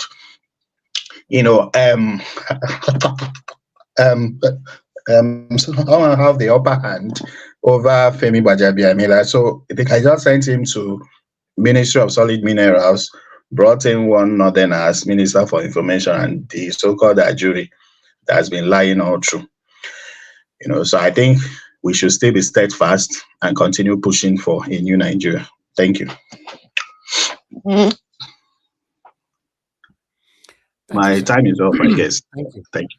Thank you. Thank you. Thank you Let very me much. just say, Mr. Elvis, can I just say one thing, just in addition to what the last speaker said? Yeah, sure. Yeah, with respect to the U.S. case, for me, I believe that Mr. Tinubu cannot successfully, almost impossible for him to buy the U.S. System, the court system in the U.S. He will have the best that he could do at this time is to use his dirty money to put a team of lawyers, expensive lawyers. Some of these lawyers in cases like this, once there are law firms in US, and when they see cases of this magnitude, they are charging as much as $5,000 per hour. So he has the capacity to put up those kind of lawyers. He can do that. He can go to any length because it's for him to buy the system. That would be impossible for him to do. And again, even those that want to participate in it, it will be too risky for them.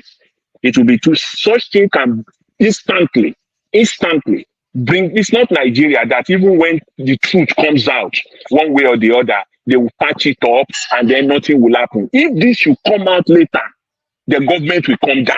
All right. Or else we roll. So it's too risky. The best he could do is to, he's spending his dirty money now, amassing lawyers together, paying them $3,000, $4,000, $5,000 per hour. That's what his dirty money can do for him at this time. Thank you. Thank you, sir. Thank you. Fat Jacka, if you're there, sir, please, your final submission. 6 minutes. Thank you, Mr. Elvis. And I want to stress on Mr. Abati, and hopefully I'm not beating a dead horse now. Mr. Abati and the likes of Mr. Abati are there to give the illusion of objectivity. They are not there. They are not curious. You look at the cases. You look at the elections. They are not curious about all the frauds. I think personally that transpired. They are not there to ask questions. Even when they bring in people in the studios, they don't ask questions. They demand evidences from obedience and stuff like that. So if you're looking to mainstream media for objectivity, that ship has sailed. And I personally think this platform should be happy rather than us being sad at the state of journalism. We should be happy. I think we should have a section where we should tag debunking Mr. Abati, and we come on the show and we talk about how he's been misleading people and where he's subverting the truth and stuff like that. I think that will do us justice than crying about him lying all the time. He's there to obfuscate and confuse, if he can, the issues. He's there to defend the state. He's there to lie and brand the obedience as enemies of the state. Kind of. That's how I see these mainstream media, the position they've taken. They've taken the position of the side of the state against the people. And sometimes Trump will call the journalists the enemy of the people, and they seem to be justifying that that name. So I don't think we should cry about Mr. Abati. I'm very happy. I used to be frustrated with Mr. Abati. Like I can see this guy is lying, bold-faced lying to me, but I'll shout and scream at the screen. But eventually I got over it.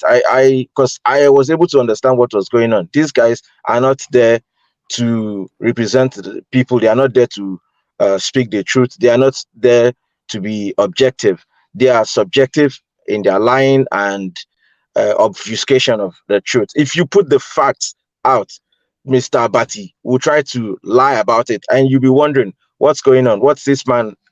Who's paying him? He's probably not being paid personally, but if he's going to maintain his position, if he's going to remain on that panel all the time, he has to lie on behalf of the state. So I'm not I think we should be happy, Mr. Elvis, that we have a platform here that we can have a different narrative. We can craft a different narrative from the mainstream narrative. We can tell a different story from what the story they are pushing. Because usually there's a story they are pushing, and then they want everybody to fall in line and walk in lockstep for the state. And personally, I think the youths that are asking for Mr. What's his name, the former vice president, to withdraw the case. I think it was because they couldn't intimidate him locally. They couldn't. Everyone that comes out with the truth in Nigeria, you are either intimidated or you're lied about, and then they threaten you, and the state organ as well somehow are involved. But because it's in the United States, they can't really. They think. I think it's beyond their level of operation, so they are trying to now beg.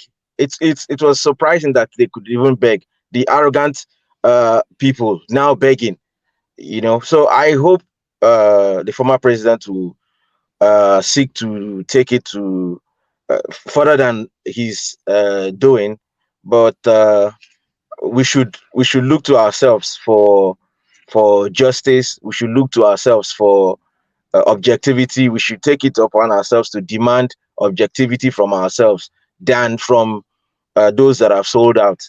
I think Abati and his ilks have sold out. He thinks he's riding on some wave of popularity. He's popular, everybody knows him and stuff like that. But he's going to fade, I think. When we start calling him out every now and then, we start calling him out, he's going to be known and he's going to get a tag, and that tag would suit him well. He wouldn't be able to wear that suit. It wouldn't look good on him.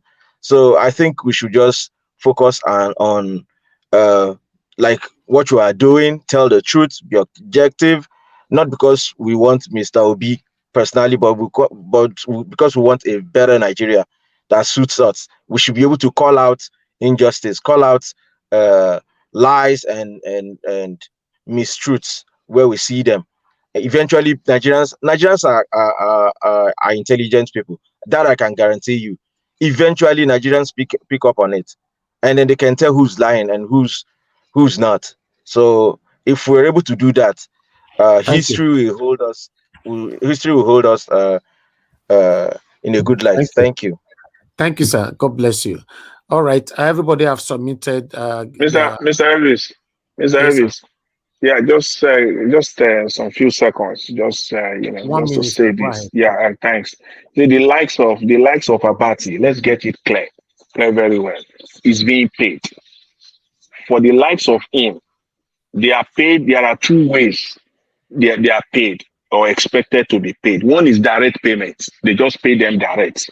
The other one is for him to enjoy the patronage of the corrupt system or a combination of both.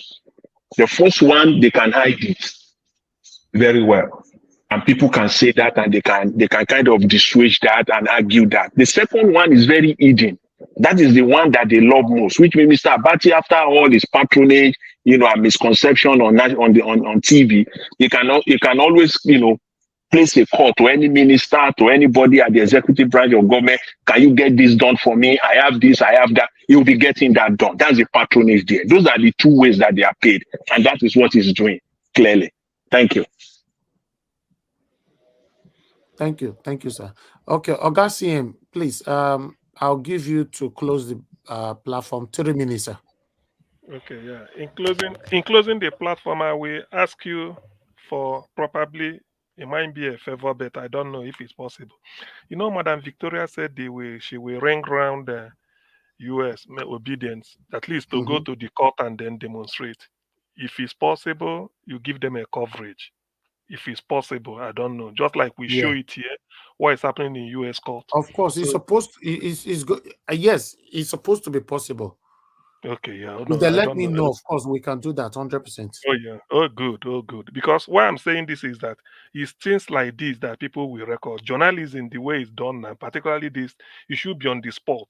If what happened at the sorry, not central bank, Supreme Court yesterday in Abuja, and the Rise News or most of the new media stations are in Abuja, they couldn't go there to even if it's just to see those people that are trying to put the fire away with the mist of the smoke. You show it, everybody will watch. That is what people will now believe the news you are giving them. The correspondence will be there, even talking, interviewing those people on the spot, saying what this is, how do you feel, or if there's a face aid to give, you will be there covering it. So there, that is the gap that they've not filled, and I believe is that you are being objective platform.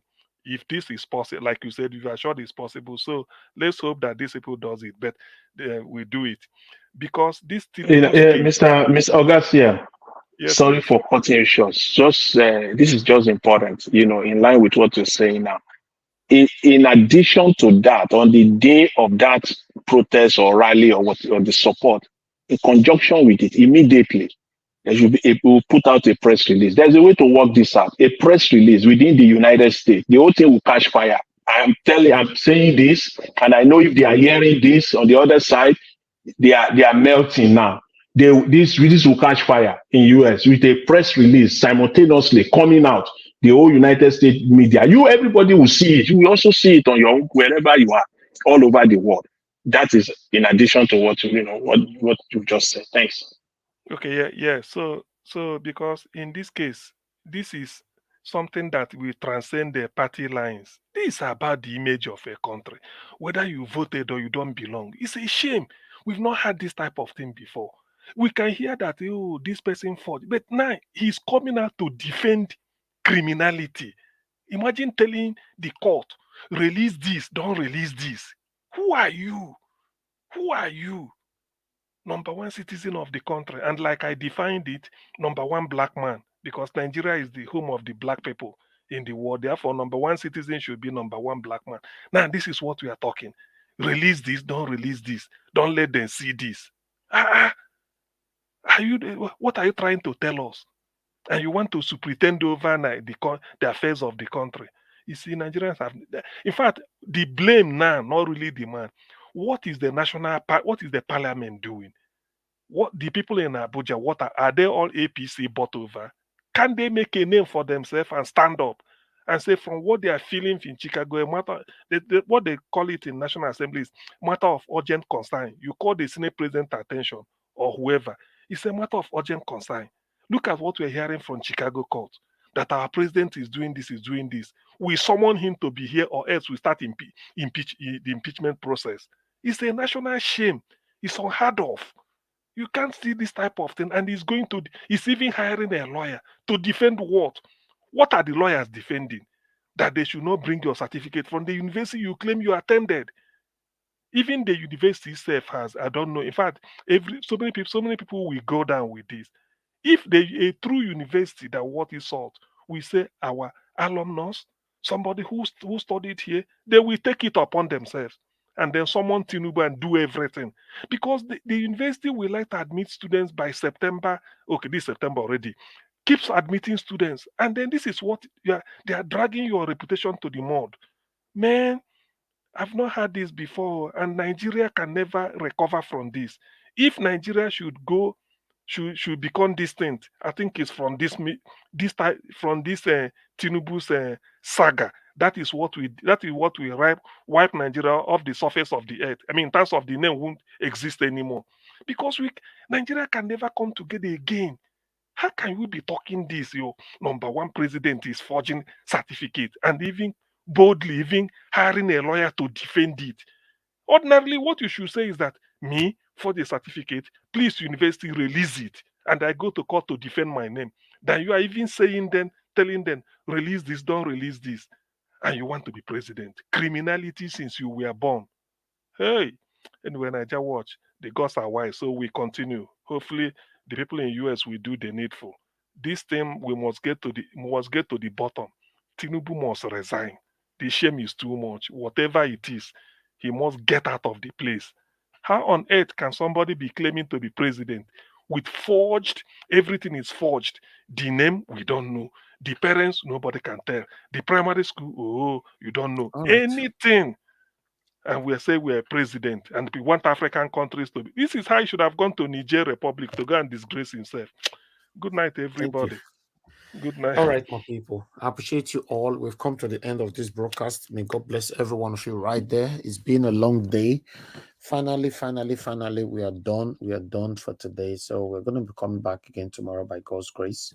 Endeavor to join us 6 p.m. We're going to be here, except there's a breaking news.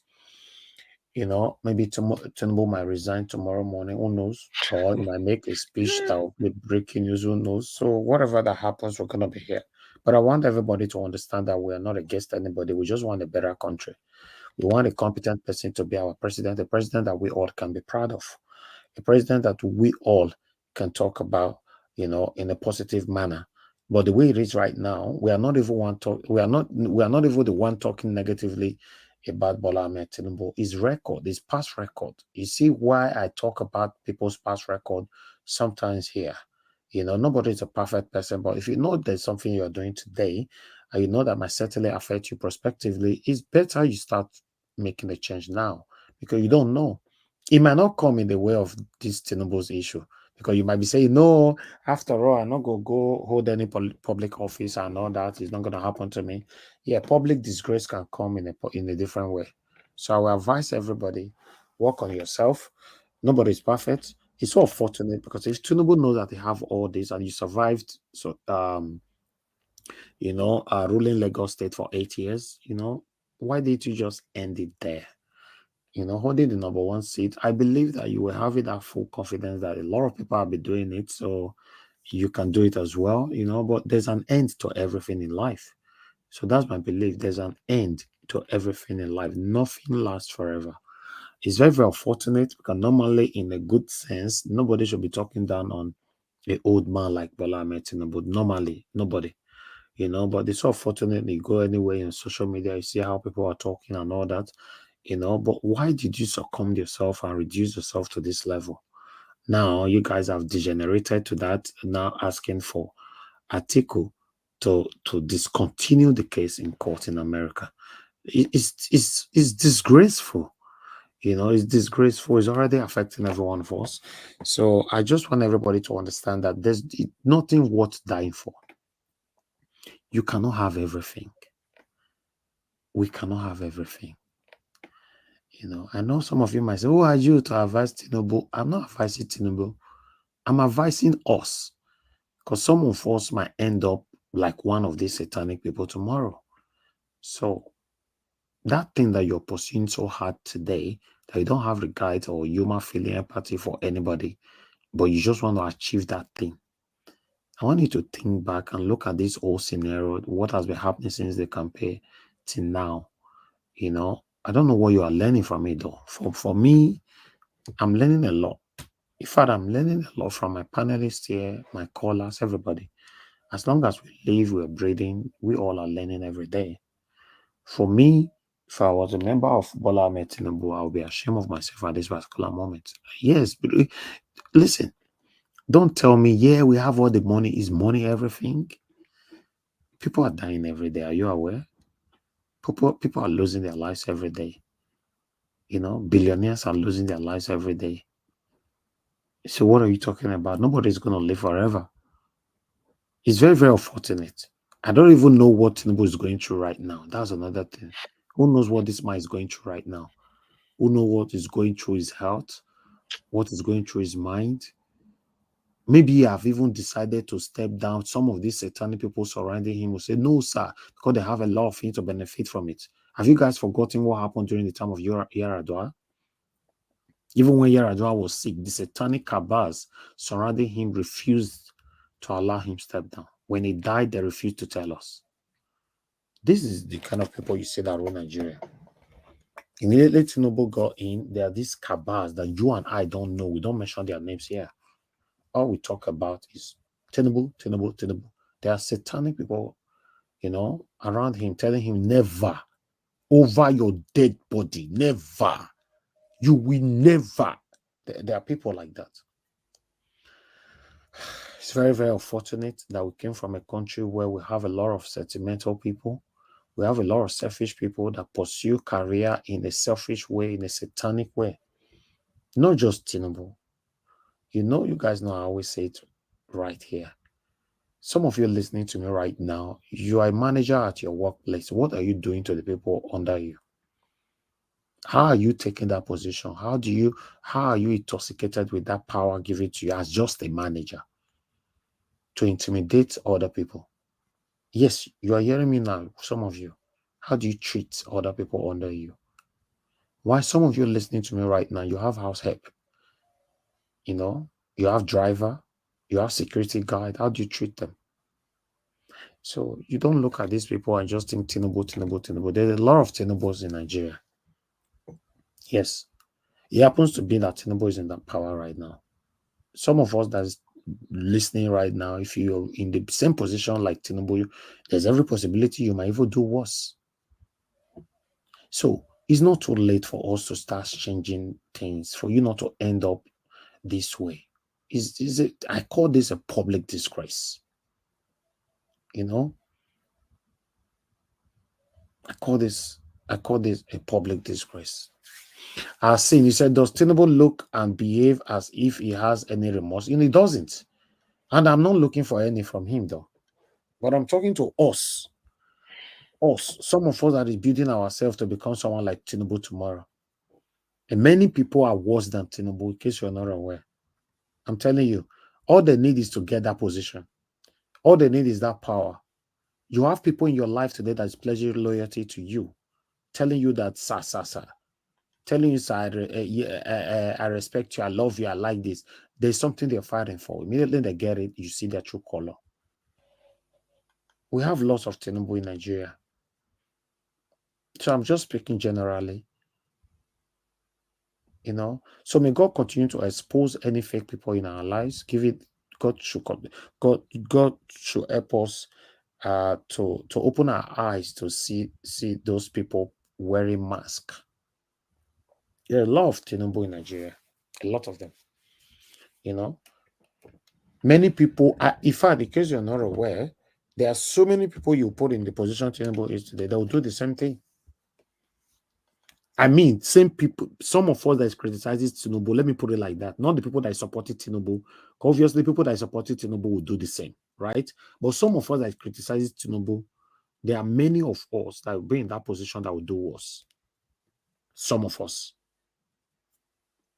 So that's what I'm asking from your home. Because some of you now, when they listen to me right now, you get house help for your house. You get gateman for your house. It doesn't matter if you live in diaspora, you get people who they work for you. Me get people within my house for Nigeria as I day UK. So you get as well. How do you treat them? That's what I'm saying. So like they normally say, charity begins at home. How do we treat them? So let's continue to work on ourselves. Obviously, Tinubu will be out of there. Anyhow. But what about you? God might make it to do it for you tomorrow. You might become one of the leaders in Nigeria. So how are you going to take it? With all the pressure and everything, are you going to come back to tell us that, oh, I wanted to do the right thing, why I can't get there, I can't realize, and so I can't join them. Is that what you want to do? Or have you all forgotten how Governor Obaseki came into power? But today, what is he doing? Governor Obaseki is currently intoxicated with the power. He's not a godfather. We all fought for him, and we actually fought Oshomole. Well, he is not a godfather. There's an article now that I read, was it this morning or yesterday, that the only way that he will accept the apology from Filichaibo is for him to withdraw from the gubernatorial race. That's the only way we accept it. Is that not godfatherism? So it's sad. My people, work on yourself. Me, myself, that I'm speaking to you, I'm working on myself every day. I'm not a perfect person, but I work on myself every day. Sometimes I lose myself. Sometimes I do some kind things later, I'll regret them. That's me. But As long as we recognize it, that means we can work on it, right? But if you don't recognize it, you cannot work on it. That's where the problem lies. Even though people, they tell you, no go see them, then you can't work on it. You can't work on what you don't see. But once you recognize it and people tell you, you realize and you start working on it. I pray Nigeria become a better country in our time. Thank you very much, my people. I appreciate you all. Thank you, every one of you that came to the panel today. A lot of you have left. Thank you. Augustine, thank you very much. I appreciate you always. Fajaka, thank you. I'll come back to you. Madam Ellen, thank you very much. Mr. Samuel, thank you. And many others that came to the panel today. Madam Rita and Co. Madam Victoria, Madam Patricia, may God bless every one of you. Thank you very much, Madam Rita, mother of all Mommy Diaspora. Thank you very much, Mommy. We appreciate you always. Sing TV, thank you very much. Appreciate you. Thank you. Thank you. Then I have a redeem messenger. Thank you very much. God bless you all. Then I have Oegebuka John. Thank you. Thank you. Thank you, my people. Tony Africa right there. Vitus is with us as well. And God bless all of you. For those of you that supported me today financially, I'd like to appreciate you. I don't like watch once again. Mr. Joseph Orji, Mazi Prince Okwashi. Thank you very much, sir. I appreciate every one of you. Jaja, thank you very much. Thank you, Dr. Alexander Gomez. I appreciate you. Thank you, Sir Ngiyomede. Thank you, sir. Thank you very much. I appreciate every one of you. May God bless you all, my people. Augustine, you see him. You wanted to say something quickly? No, well, just to thank you as usual for giving us opportunity to, if not the alternative views we profess here or we discuss here, we'll be caught in the web of the lies they say in Nigeria. That such a thing is not shaking the Nigerian Senate to me is disappointing. And our journalists, they are not doing anything, whether they've all been bought over. And that is why this criminal can still be there and be talking. Rather, they may even be blaming Atiku. And look at the mess INEC did. Anyway, I thank everybody. Please let us keep I don't know. Anyway, whenever the judgment comes, we will hear it. So whatever it is, I thank you very much. And I watch. Thank you, sir. Thank you. Mr. Jonathan, we've closed now. You wanted to say something quickly? Yeah, no, I just thought I think I sent you a message on the private chat. Maybe you can check it out and see. Yeah. Thanks very much for today. Wish everyone a pleasant evening.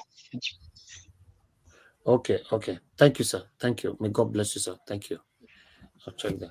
All right, my people. I appreciate every one of you. Thank you very much for your time with us, for your support, your continued support, your assistance, your encouragement. In fact, I appreciate every one of you. And God bless you all. Together, we're going to have a better Nigeria in our time. These have taken us our time, everything. We'll continue to fight. It's not easy for us to be here every day. Every one of us, in fact, I appreciate you all. It's not easy for every one of us to come out every day. It's not easy. But I want to say thank you. We'll continue to do this. I believe somehow, someday, God will give us a wonderful rest, and we always smile, where we look back and say, okay, at least we put in our effort. Fingers crossed. Thank you very much, my people. Now go make I draw the curtain. Good night and bye for now. Thank you. I know they do competition with anybody. If I offend you, forgive me. Show me love. Go there, biza. Kama bara wa lo ninu ife kan akanbi. I know they do competition with anybody. If I offend you, forgive me. Show me love. I go show you love. Kama bara wa lo ninu ife kan. But I know they do competition with anybody.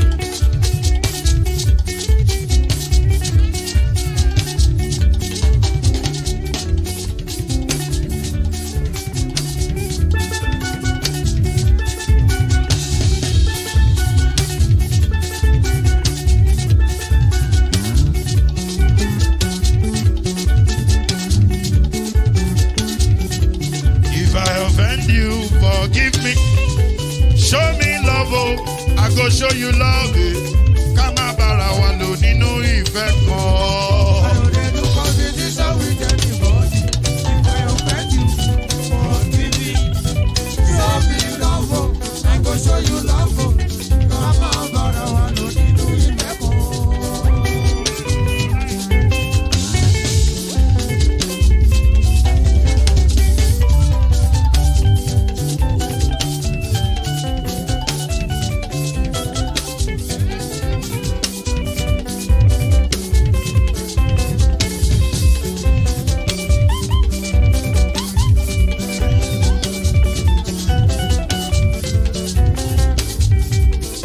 no dey do competition with anybody.